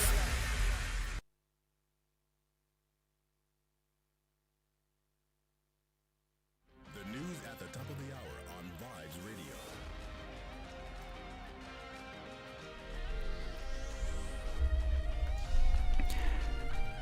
Good morning, this is Newswire. I'm Dennis Aseto. President William Ruto says the government has spent 364 million shillings to supply feed and water to wildlife over the last 3 months. Speaking at the 27th annual climate meeting in Egypt, President Ruto highlighted the impact of the ongoing severe drought in Kenya and across the region, noting that it is a clear indication that climate change is directly threatening people's lives, health and future. The president pointed out that millions of people have been affected by the drought, with 2.5 million being left dead. Now, Kakamega County Governor Fernandez Baraza has been grilled by the Ethics and Anti-Corruption Commission over the role he played in Kenya Electricity Transmission Company, which led to the loss of 18 billion shillings in penalties over the construction of a power line in Turkana. The investigation is in line with the recommendations of the Public Investments Committee that wants those involved in the deals held accountable for the losses. Baraza was questioned by EACC detectives who sought to understand what role Ketraco played in that contract that ended up consuming billions of taxpayers' money in a project that had been intended to increase Kenya's power supply and lower energy costs. And a child who had been hospitalized at the Molo Sub-County Hospital after eating chameleons has been discharged. The child was allegedly taken ill after eating chameleon soup and potatoes at a home in Serikwa area of Kuresoi North. This happened as her mother, Joyce Chemgetich, was away doing menial jobs on people's farms to fend for her children. Speaking at the hospital, the mother said her children had not fed for 2 days preceding the incident, adding that her children could have resolved to eat chameleons due to hunger. Chemgetich said the elder boy swallowed wood ash solution after taking the chameleon soup, which could have saved him from the effects. And fuel prices are expected to rise slightly following the approval of new transport and storage tariffs by the Energy and Petroleum Regulatory Authority (EPRA). In a Gazette notice, the energy sector regulator has revealed the higher pipeline company tariffs, which will cover 2022-2023 to 2024-2025 tariff control period. The applicable tariff for the 2022-2023 financial year has been set at 5 shillings and 3 cents. That is 9.1% higher than the previous holding tariff of 4 shillings and 61 cents. The composite tariff is set to graduate to 5 shillings and 12 cents for the 2023-2024 financial year, before settling at 5 shillings and 44 cents for the year 2024-2025 fiscal year. And the Central Bank of Kenya official foreign exchange reserves have dipped to tie to the statutory requirement of 4 months equivalent of Kenya's import demand. Data from the Reserve Bank shows the largely dollar-denominated cover settled at 876.6 billion shillings at the end of last week from 885.5 billion shillings previously. These to tie up the requirement of maintaining at least 4 months of import cover. The past call for the reserves represent a culmination in the decline of reserves from a combination of reduced foreign currency inflows in Kenya and increased disbursement from the reserves mainly for the purpose of external debt repayment. And President Joe Biden made a final appeal as Americans go for the midterm elections today. This says Democrats should vote to protect democracy by defeating Donald Trump's Republicans in an election that polls show could append power in Washington, with Republicans well placed to win at least partial control of Congress and Trump hinting at a 2024 White House comeback bid at his own rally Monday. Democrats braced for the worst. Even if Republicans win only the House of Representatives, that would scupper Biden's legislative agenda for the last 2 years of his first term and potentially lead to a weakening of U.S. support for Ukraine's resistance against Russia. And Philippine police accused of the country's prison's chief of ordering the killing of a prominent radio journalist whose death sparked international alarm. Radio personality Percival Mombasa, who went by the name Percy Lapid on his program, was shot dead in a Manila suburb October 3rd as he drove to his studio. Police allege Bureau of Corrections Director General Gerald Bantag, who is currently suspended from duty, was behind the murder, along with his deputy security officer, Ricardo Zulueta. This is Newswire. I'm Dennis Asseto. Good morning.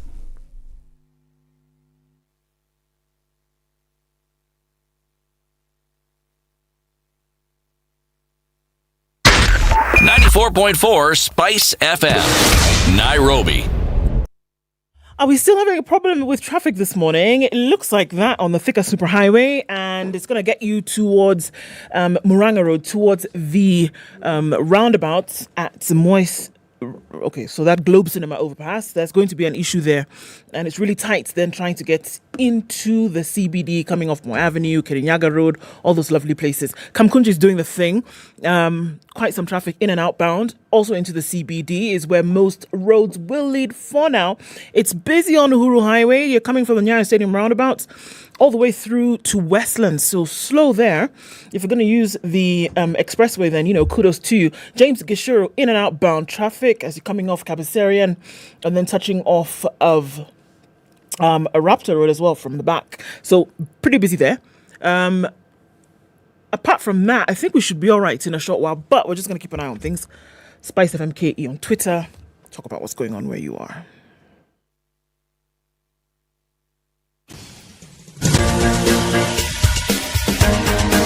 This is The Situation Room, the home of hard-hitting political commentary and penetrating insights about the state of the nation. This is a talk radio experience like no other. The Situation Room, a place for hard truths, debates, and elevated conversations. The Situation Room, witty, political, engaging, deep, controversial. In the room, we have C.T. Muga, researcher, academic, seasoned political observer, a fountain of wisdom in these politically uncertain times. Ndu Oko, Nigerian by birth, Kenyan by choice, communications expert, Pan-Africanist, a truth seeker and believer in people power, and Eric Latif, agent provocateur, the man in the chair, seasoned journalist, news hound, a man who believes in punching up, not down.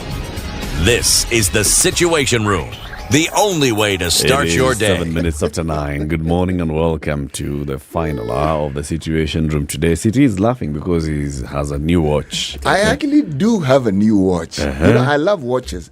But this watch actually took me on an intergalactic journey. Intergalactic in the sense that it removed me from my normal comfort zones into things that I didn't think a watch could do. I mean, watches are supposed to tell you the time. It can tell you the date. It can tell you the seconds. But this one now, it can measure my heartbeat. It can tell me my sleeping patterns. It can help me navigate a path. Help you navigate a path? Yes. What? It's a motivational speaker as well? No, it's a direction giver. You know how men never ask for directions? It can tell you where you're going. might just be the perfect thing. I mean, the thing is, if you want to make it user friendly, you can use the term. It can Google map you. Google map you. Yes. In 200 meters, turn right. Yeah. Do not collect 200. People watches are meant when they are functional and they're meant to do certain things. Yes, they do. But this one, throw in a little lifestyle to it, and I guess depending on the sort of watch you may want to buy, it speaks of lifestyle. But this one, health, big time. So which watch is this one again? This thing is called a Samsung Galaxy Watch 5 Pro. Samsung Galaxy Watch 5 Pro. So if you thought Samsung only make phones, sorry, they also make watches. Got my earbuds too, man. Of course you do. She's buzzing. Talk about watches. Gives you direction. My friend. Can it help you park? Asking for Ndu.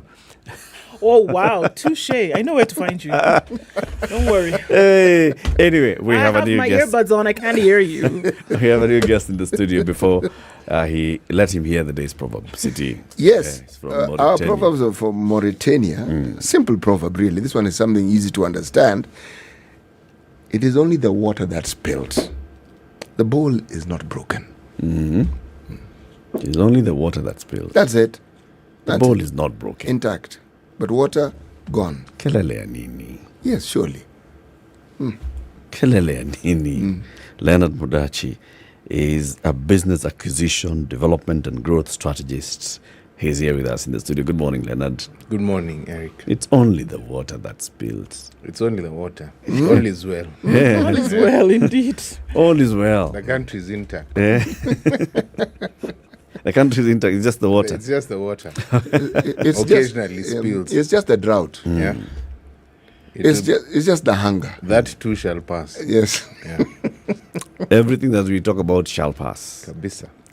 Thank you very much for joining us today, Andrew. Thank you. No, did I call you Andrew? Yes, you did. Why Yes. not? Why did I call you Andrew? Leonard.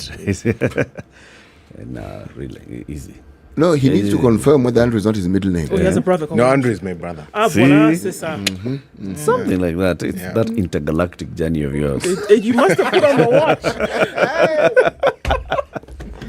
Took me there as well. It's Financial Tuesdays, and we want to have a conversation. Last week, we had an interesting conversation with Karo Musyoka. She calls herself the governance provocateur. Yeah, what governance though? Corporate governance provocateur. And she was talking to us about the importance of having a proper board, a proper advisory, proper checks and balances in your organization. As we continue talking about financial matters in these Financial Tuesdays, you're here because we want to talk about building sellable businesses. Yes. As we had a conversation with Carol last week, there was that whole issue of so why are you in business? Once the business starts to thrive, what next for the business? Once you get to a point where you feel that you'd like to take a back seat, then how does the business continue for you and make sense to you? Now, you're talking about building sellable businesses, not products. Yes. But businesses. Businesses. Why? Why would you want to build a sellable business? I think, first and foremost, because it doesn't hurt to have the option. We are transitioning as an economy.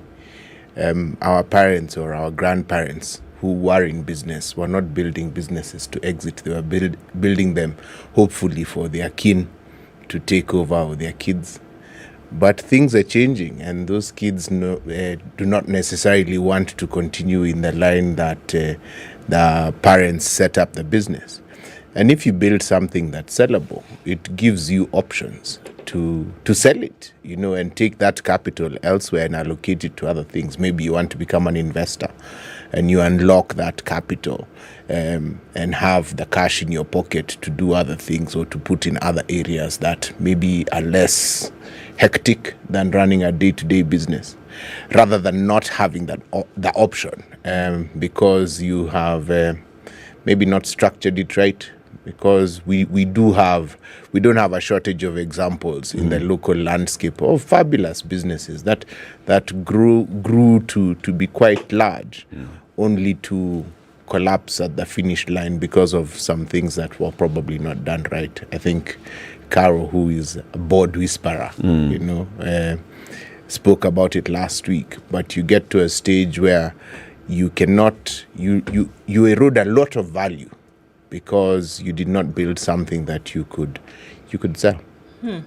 So then, what would be the makeup or the infrastructure of a business that then was sellable? If it's making money today, does then that guarantee that it's sellable? What are the elements that make up a sellable business that you should then say, okay, fine, if this is something that I can either chop up and sell later or sell it in its entirety, what are certain things that it must have?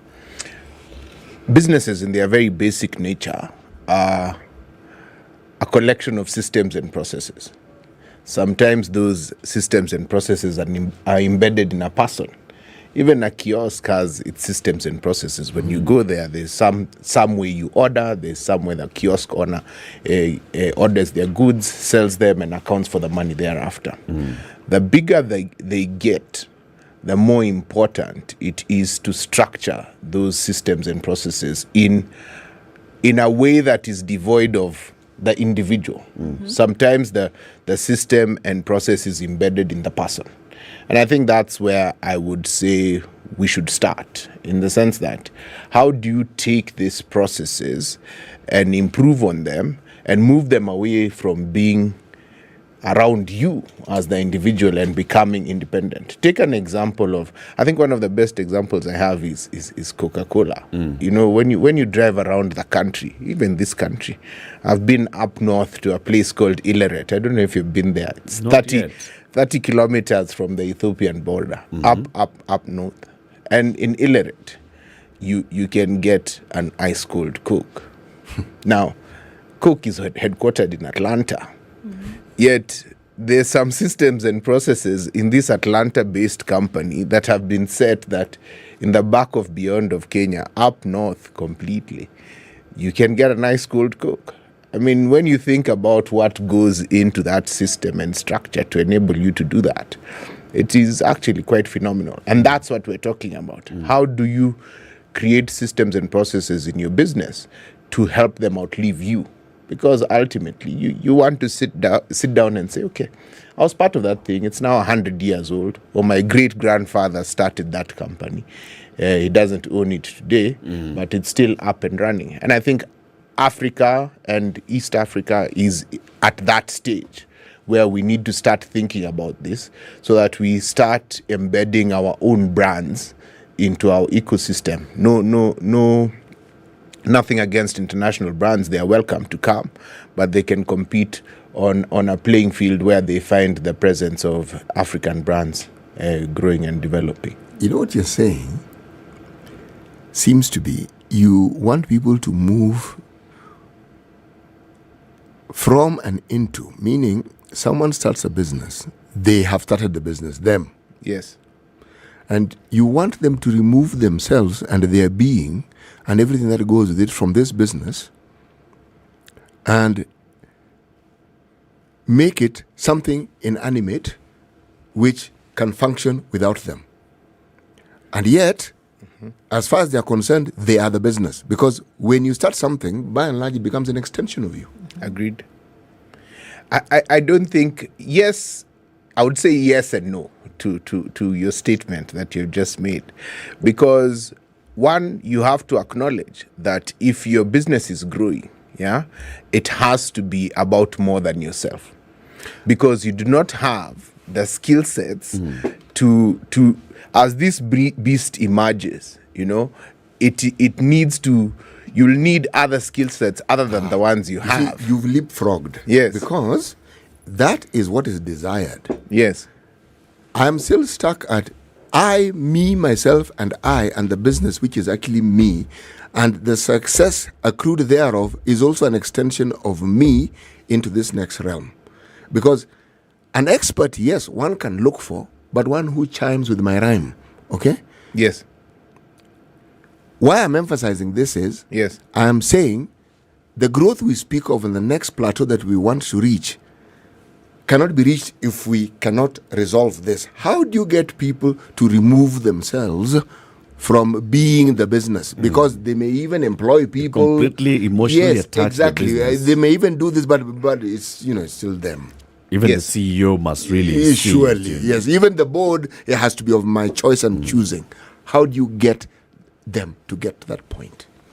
I think the easiest way to get them to that point is to package it from the perspective of the opportunity.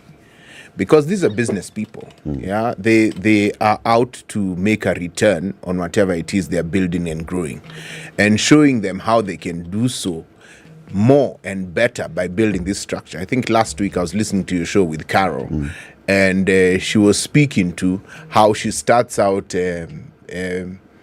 businesses with an advisory board, not a statutory one, because the advisory board gives the entrepreneur or the owner of the business, as you rightly put it, the chance to listen and see if he gets value out of this advice, and he can take it or ignore it depending on what he sees fit. And in that, he'll find a balance, or he or she will find a balance of what it is they're trying to create, and reach to a space, get into a space where they're happy with what they have put together. Of course, like all things in life, a lot easier said than done. Indeed. But it is a process, and you do have examples of several success stories, both locals and also stories of those that you wish did but didn't and now don't exist anymore. True. I mean, you mentioned Coca-Cola. The person who came up with the concoction and the chemical mix that gave us the drink was bought out. Yes. And it continued. So you see, I'm thinking if they had been the one who now had brought in people to run the business, would we still have Coca-Cola as we know it? Would it even have gotten to where we know it? I guess that's one of those questions which we can all speculate about but can't really answer, because he did sell. But also interesting to piggyback on that example of the person who sold. It would be interesting to see what he went on to do. What else he went on to do. Because he was an inventor, he invented this, he unlocked value for it by selling it. What did this extra wealth and capital that he unlocked from this asset that he had developed, what did it give him the bandwidth to do because of the flexibility that he now had of having those few coins in his pocket? You see, the model that comes to mind when we're thinking of that is something on a much grander scale. Yep. But it's the model that one sees, say, for instance, in Southeast Asia, one sees in China, one sees in Japan, where you have a government that directly gets involved in business. Okay? So that business and how it thrives has the sort of backing that more or less extinguishes the possibility of failure. Yes. Unless that particular government collapses. Okay? Now, bring it down to a micro level where you're talking about an investor, whether it's an institution or individual, and the business. Okay? And the role they play beyond waiting to eke a profit from it. Yes.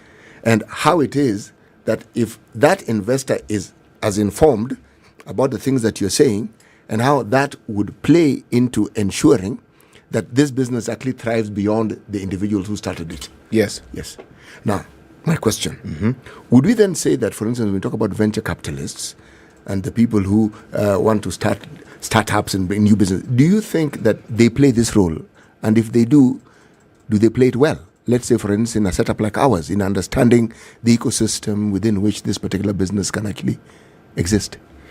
They do, but I think what you've touched on with regards to venture capital is the basis of the conversation we're having today.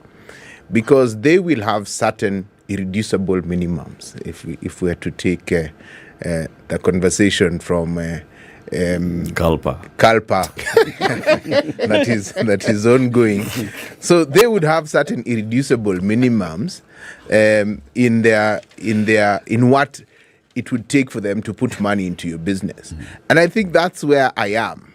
If you don't have them, because the transactions are happening in the local market, capital will find a place. So people have come. We have seen we were a market that was starved of options of where to get capital to either grow, develop your business. That's not the case now. There are several options. But we have way more transactions failing than closing because of the lack of the structures that will make your business sellable. So this is what they're looking for, and they're not finding in the very many businesses that they are dealing with here. Despite having identified the opportunity, having the money, and then coming into the market and saying, now, here I am with my X million dollars, euros, Kenya shillings, whatever currency you've come with. I'm now looking for a small to medium-sized player in the retail sector in Kenya, and my aim is to grow them to a bigger player in 5 to 7 years or in 10 years. And so I say due diligence process, I go through commercial due diligence tick. The business is there, it's selling, it has potential to grow. Legal due diligence, there's some labor issues here, some contracts that are done, some people who have been paid below minimum wage and so on. That's a question mark. And then, of course, tax due diligence, you know. I think we sometimes ignore the fact that we have to accept who we are and where we come from. We are in a country where it was not this adherence to the tax code and diligent paying of taxes is a new phenomenon in Kenya. You know, it's 25 years where Kenyan businesses started seeing value, you know, in paying their taxes because they were getting the services from the government that they expected. But go back 20, 30, 40 years. And yeah, there was a bit of cooking of the books, and maybe if I'll do what I can, or I'll do what I can get away with. Yeah. And now we're in this environment where there are multiple sources of capital. And it's a shame that we are missing out on them because we maybe are stuck in a mindset where we should still cook the books. I know I have personal experience of a rather interesting transaction that collapsed at the 11th hour because of tax. You know, what about tax? We have agreed on price. Which is the most difficult thing. Anyone who's bought or sold something is going to tell you that the toughest thing is evaluation, because you're two people at polar opposites. One is trying to get the highest price possible, and one is trying to get the lowest price possible. Yeah. So we've done all that. Yeah, and we get to literally the finish line, and it says, there's some tax issues here. And the tax issues cannot be, we cannot fix them. And as a result, the deal fell apart. You mean there are several $1 million? There are some tax issues that cannot be fixed. Yes, there are some tax issues that, I guess all tax issues can be fixed. Yeah. Now, the question is, if you as the buyer want to take the headache of fixing them or the price. So first thing you'll do in cases like that, the deal usually is not dead.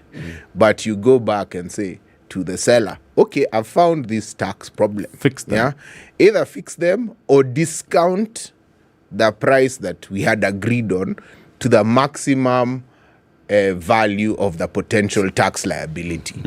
And then you say, then that's usually where you get fall stuck. Apart. Yes. Do you think we actually don't have that culture of wanting to build a business to sell? I mean, like you've said, we have seen from our parents and their parents, they're building businesses to pass on.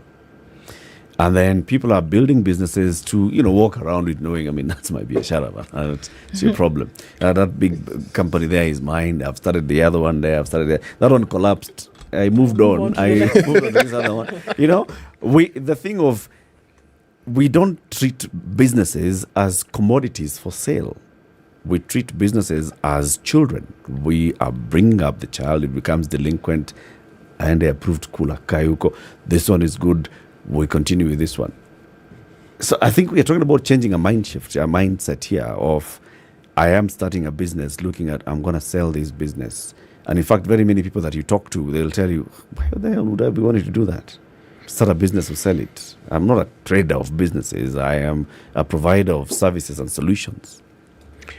I'd say two things. First, culture is an evolution. I don't think culture is something. If there's something that's not static in life, it's culture.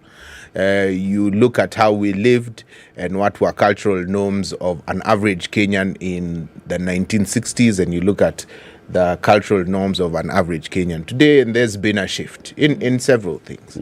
And building a sellable business does not mean that you are going to sell it. It just gives you the option to sell it should you choose to and should you want to. And choice is a good thing to have. You know, if you have the choice and you can unlock, even those kids that you used as a very good example, they will leave your nest, they will marry someone, you know, they will have their own offspring, and they will go and parent in a way that maybe borrows a bit from what you did and builds on things that they have learned in their lifetimes. And so if you're to take that example of your business being a child, then the same applies. They will choose someone and they will marry and they will grow. And so selling a business, I mean, building a sellable business doesn't mean necessarily walking away from the business. Not necessarily. It's not selling and walking. Not ilikuwa yangu, then amenunua, I moved on, I started a new one. You have many options of selling. You have walking away is an outright sale. Cut me a check, take 100% of the shares of the business, and I go. You could have a merger, a partial sale, but all those conversations are not open to you if you do not have the structures built to enable yourself to have a seat at that table where the conversations have been had. You know, are we going to break? Yes. Why don't we go to that break? Let's go to break. Right? Yeah. Okay, and as we go to the break, we talk about the room, theroom.com. Have you heard about it, Leonard? I've heard about it, yes. What have you heard about theroom.com? Tell us. No, I've heard that it's a pool of talent that is available to Kenyans who choose to sign on to the room. And so I think it's a good thing. Yes, indeed. If you're looking for the best tech talent, you go to theroom.com and you'll find them there because they've been trained via Africa Leadership Group, alexafrica.com, trained, vetted, and therefore, when you go there, you find people who you can trust. And that's what the beauty is of getting people in theroom.com. You know about the Italian Cuisine Week?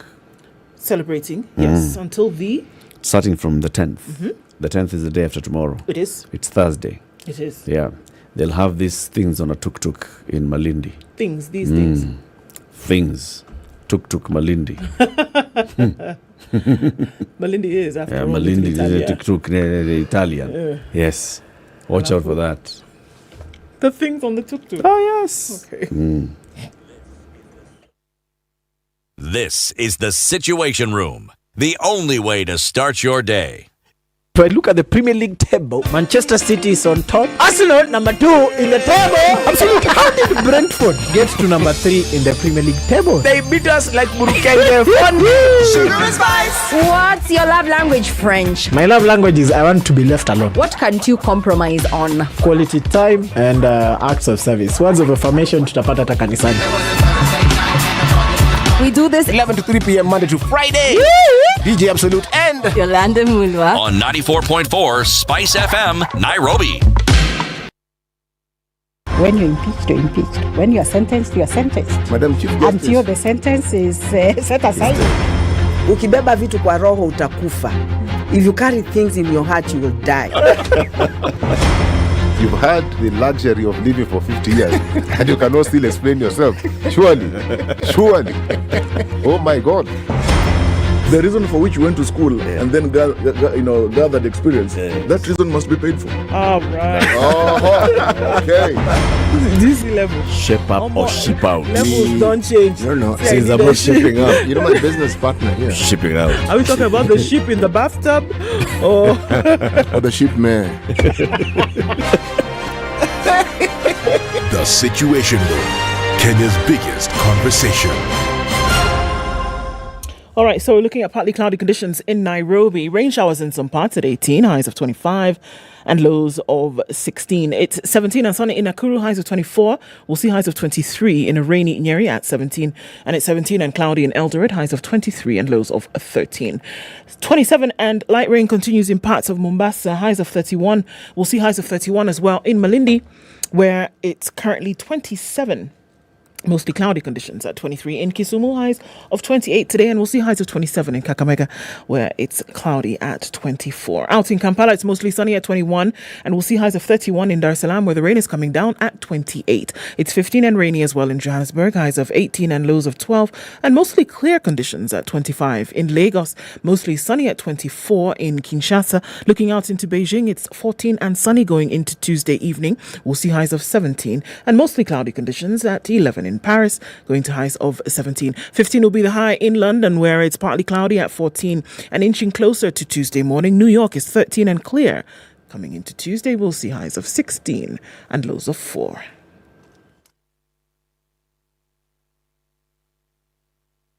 Spice and everything nice. All right.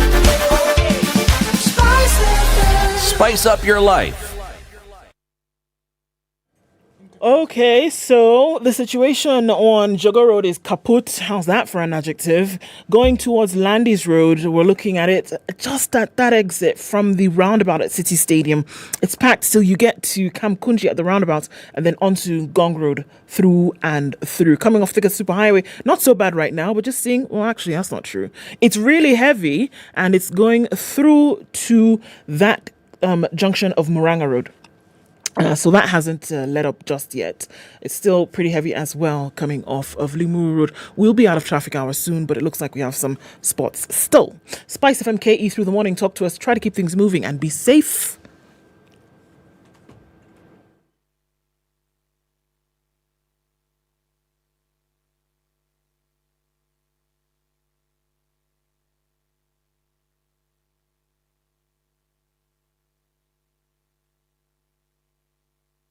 Mature, intelligent talk every morning. Spice up yourself.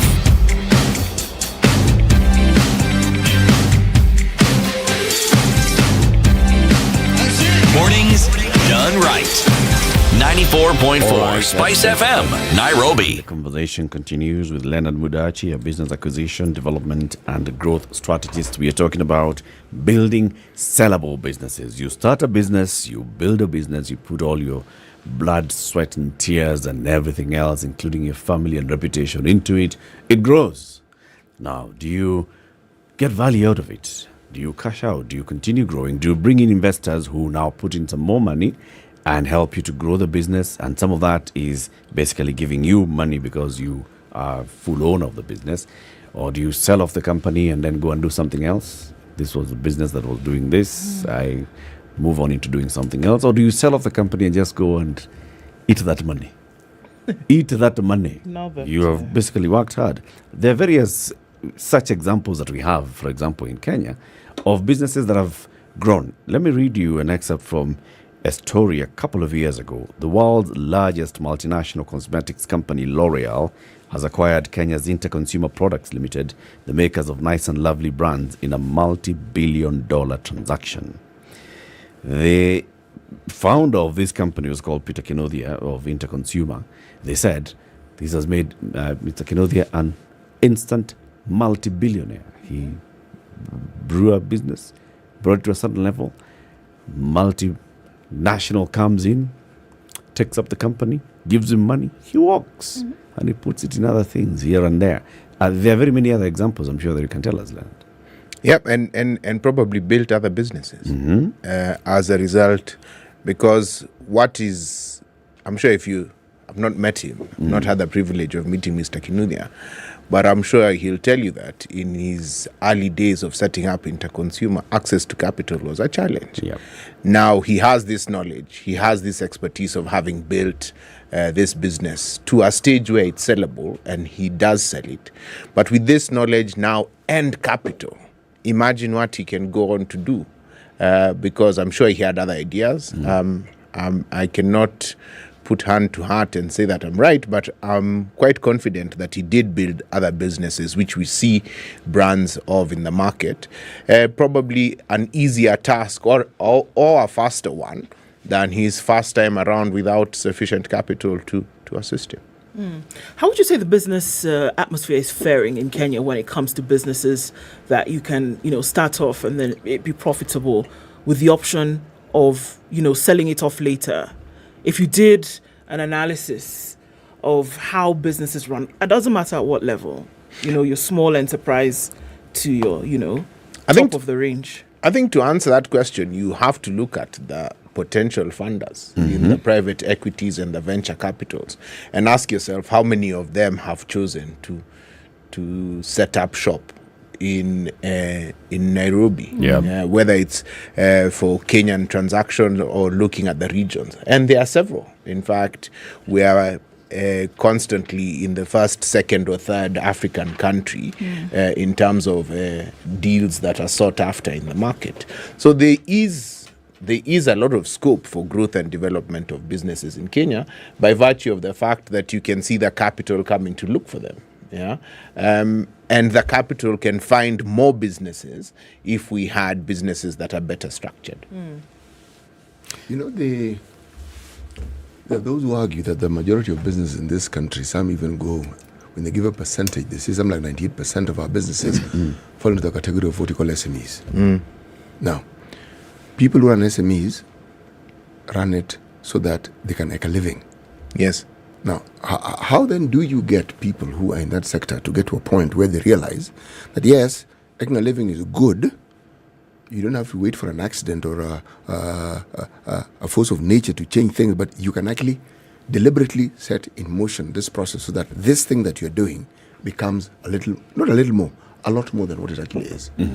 I'm saying this because if that value addition is added to the sector that has the largest number of people, I'm thinking of just how much more could be done and the impact it could have. I think first, City, we underestimate that title SME. We band it around, and it would be nice if you peg some numbers to that S and that M. Yes. Because I can guarantee you some of those M companies, if you were to get a glimpse into their annual turnover, you wouldn't see them as so M. They would actually come across as large because several of them have turnover in the billions of Kenya shillings, and that would put them at a monthly turnover of hundreds of millions. And so they are not as small as or as medium as they would, at least for where the market is. And that shows the opportunity. But also sometimes you're hunkering down to just do your thing in your small space, and you don't appreciate with just how much value you're adding to the economy and to the country. You're selling your product or you're selling your service and you're doing it diligently, but you don't have the time to step back and look and say, hey, where am I? Where do I sit in the context of things? And so when we talk about interesting things like East African community, growth of markets, if we do not build Kenyan businesses or East African businesses that are structured for that growth, we will sit back and watch as these opportunities are taken by others, on our soil. It would be great to see Kenyan companies grow and develop and build brands where you could walk into a restaurant that you love in DRC or a DRC restaurant that you love in Kenya. And so on, because brands have been built to a level where they can grow and they do have the structure. So next time we are sitting here, hopefully we're talking about an example of a Kenyan business that grew from Kenya as a result of having structures and policies right, as opposed to Coca-Cola from Atlanta. Strange you should say it. There was some work I was doing in the western part of Uganda, Mbarara to be specific. And at that point in time, you can be... To my amazement, they've heard me tell this story, that's why they're smiling. Yes. I found Nakumat. I said, Nakumat. Where have I seen this before? Yes. And then I found KCB. I said, hey, I found Equity. Yes. And I thought, now, strange, isn't it? I'm not saying there were not other banks, but yes. But the Nakumat was the biggest supermarket there anyway. Yes. So when you say what you're saying, it makes sense. A lot of sense. And I like those examples that you've used because they show us what is possible. Yeah. You know, these are all Kenyan entities that started at some. And the three examples that you have given, KCB, Equity, and Nakumat, one is closed. Yes. Yeah. And two are still thriving and growing. You know, yes. both Equity and KCB went into the DRC market and are looking and exploring other African markets. But marries with your conversation from last week, without this thing is a dance of many things. It's not just one thing, you know. So without the governance, Nakumat is no more. You know, KCB, Equity have sufficient governance structures to help them grow, develop, identify opportunities. But there's also something that we miss out. Kenya is an extremely corporatized market. What I mean by that is that we have amazing corporate talent. If I was to take you back to Mbarara City and tell you that I want you to open a radio station, you know, and you're not in the where the sausage is made, you're at the front, but I'm sure you'd pick up the phone, and in a week or two you'd have a framework of a team. You'll assemble a team that's able to take you to Mbarara and start to contextualize this opportunity of what it would take to open a radio station there. So we could tap into this market. We do understand as a nation corporate structure, and we thus have an excellent platform to build and develop new businesses that can, or existing businesses, into sellable, scalable businesses. So what is it that, okay, there's the foreign capital that's coming in. Yes. All these PE funds and venture capital guys who are coming in and they have money. I'm seeing a story in the Financial Standard today saying 43 private capital deals that Kenya recorded in the first half of this year amounted to 104 billion shillings. Yes. Just in the first 6 months of 2022. And this is a lot. So the money is here, it's coming. Now there's money coming into the country. And there's that thing that you said earlier, if we are not prepared, then this money will just come and dance around and move away. So what is it that is lacking in terms of that preparation? Is it knowledge? Is it willingness? Is it support from, government institutions? What is it that's lacking? And what needs to happen so we can quickly, just take in all this money that's floating around Africa? On your list of money that's available, don't forget local capital. Yeah. Because like in Kenya, we have excellent and large pension funds. We have large SACCOs. They should also be participants in this conversation. But I think you just don't know what you don't know. Until in my space of expertise, restaurants and hospitality, until a private equity transaction was done in 2012, none had been done before. Now, when it's done, they are also in the same market. They're like, hey, who did a deal in Kenya? So it created a whole... Then everyone's like, there's this kind of money to be made in this space, in this country. Then everyone starts looking. We're also trying to do a deal in the retail sector. And so that knowledge, which is available, we should seek to get. And business owners should seek to get advisory boards and structuring them, like Carol was talking about last week. That helps, because then you bring in minds that are exposed or that bridging the gaps in your knowledge, because you have developed knowledge that has great value in terms of the product or service that you're selling. But you may not know about transactions. You may not know who the potential buyers are. You may end up trying to do it yourself and not doing it as well as it can be done. But you operate in a market that has this talent available for you to either acquire. One thing I've learned over time is that any talent anywhere in the world is available to you at a fee.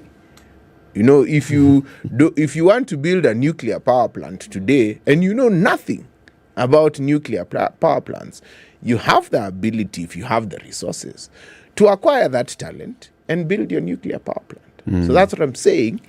Can we look at that in the form of Kenya businesses so that we can grow them into entities that truly unlock value for the continent and its people. And who would this we be? Business owners? Are we looking at a regulatory body who would say, okay, look, this is the way in which we ought to go? They can stand as an advisory. Who would we be? The we, of course, would start with the entrepreneur, because the entrepreneur is the one who's taken a business from a certain level to something that is admirable enough to be considered for acquisition or to be considered for growth. Yeah. But we do have several speakers, Carol, you had last week, who are those professionals who exist and can now say, I want to do this. And you don't have a shortage of people to help you do that. And I look at businesses, and I don't think we can run away from the reality that the majority of businesses are not necessarily... Okay, let me flip that. Yeah. The minority of businesses have been have started to provide a service or to fill a gap. Majority of them have been for survival. Yes. Let me start this business so I can have an extra coin in my pocket. Very few of them have been for, okay, there's this big gap. I think I can create or invent something to fill this. So essentially what we're asking in this process then is graduated learning in business. So you may have started your business as something. I hear you saying that, can we graduate to the point by where we're saying this has to be something more than just an extra shilling? It can go beyond then being profitable, whereby it's so attractive and so lucrative that somebody else may want to pick it up and then do what they want with it while I go and start something else. So do we move from survival when businesses are being open? I mean, look at COVID period. How many businesses opened in those 2 years in order for people to survive? Yep. You know? Yep. So how many were really for sustainability? So, time. Where a business has a lifespan. And in that lifespan, there various people are at various levels with their company. Not everyone, not every single business in the Kenyan market today can come and decide that we want to sell or we want to be sold, because they may not be in the space where they are performing well enough to do so. But some are, and more will be tomorrow. Yeah, and in that same lifespan, some will choose not to, some will close, more will open. So in that cycle, I like what the term you used about a constant acquisition of knowledge, because different companies at different stages in their life require different skill sets. You know, you have a company with one store. You know, you don't need a board for what? to tell you what, you can be everything and do everything. But when you move from 1 to 5 and then from 5 to 15 stores, now the metrics of what that company does have changed slightly. You know, when there were 1 or 2, you could wake up in the morning and say, I'll spend 3 hours at this store and then another 3 hours. So my presence is felt daily. But when they move to 5, all of a sudden that becomes a bit of a stretch. You know, it's an hour. You're missing some things. And then they move to 10 and you realize, oh, hold on. I was the system, but now I need to give way to another system that enables me to have the same oversight of this business, but is not dependent on me as an individual. You know, you mentioned pension funds, huh? Yes. One hears of the mention a great deal when one talks about equity, one talks about funding and resources from the West. Yes. I have 2 questions. How exactly do pension funds contribute to this activity? I mean, what role do they play? I know they have, most of the time they have money sitting there.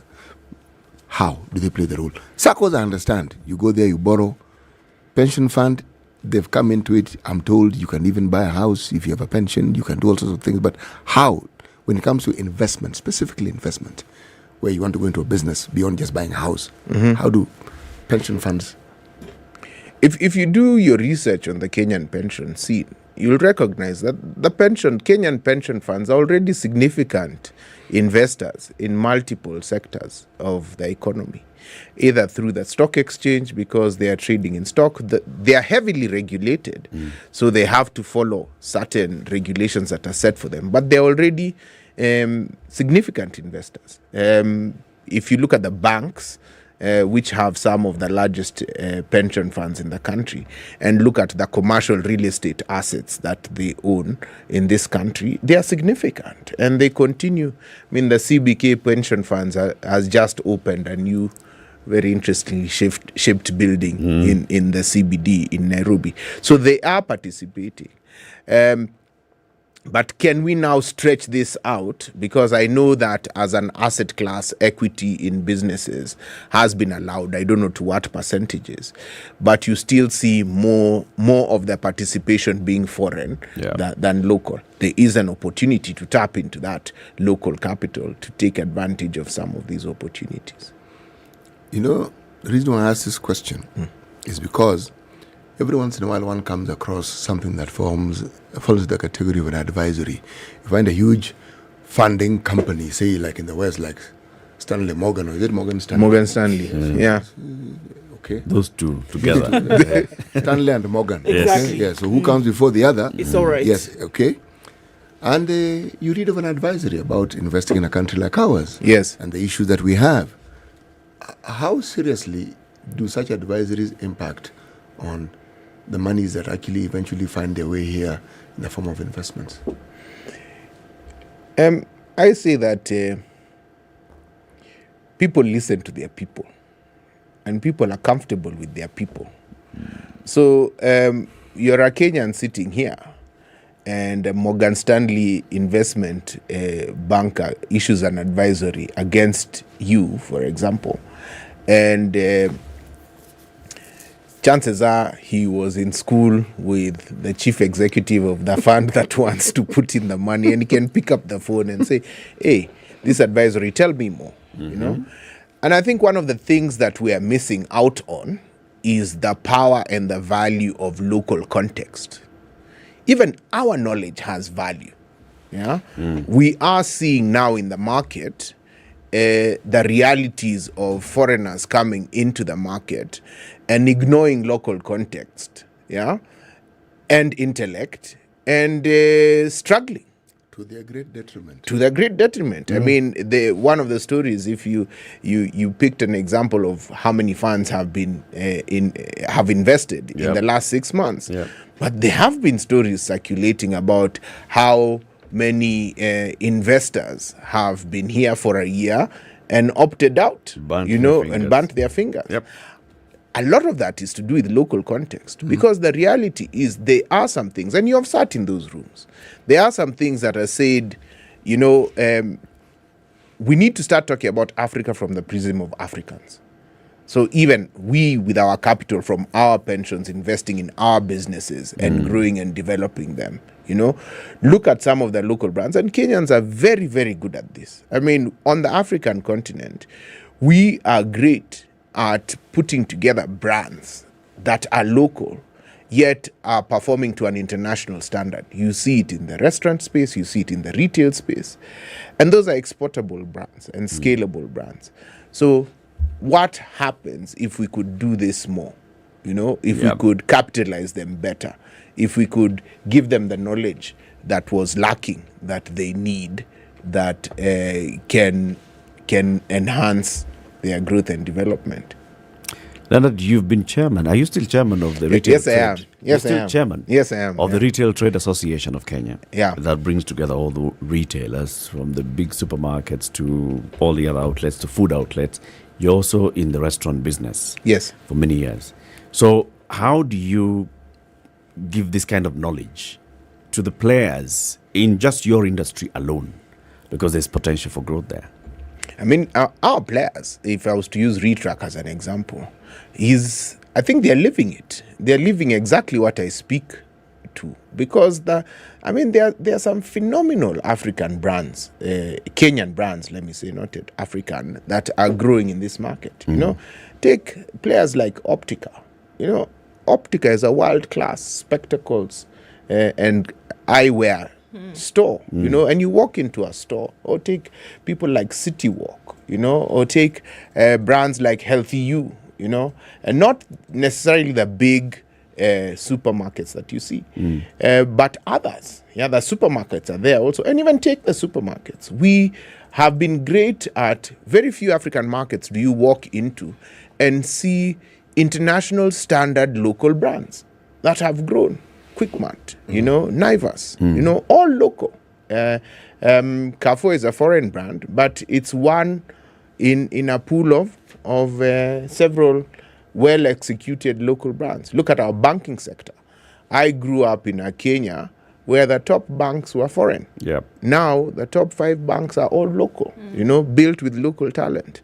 So what does it look like if you extend this investment in local context and local intellect to wider sectors of the economy? I think it could be phenomenal. Big things. Thank you very much for joining us today and for sharing all this knowledge that you have. Thank you. On Financial Tuesdays, we'll keep inviting you so we can see how we can. City and I have a biashara. But for today, we are selling land, and this piece of land is Olive Real Estate is introducing Naserian Ridge Phase 3, a gated community about 4 kilometers from the SGR substation in Nachu on the Ngong Suswa Road, giving you freehold titles, beacons, close proximity to schools. I'd like you to go and visit them with the site visit that's taking place on the 19th of November 2022.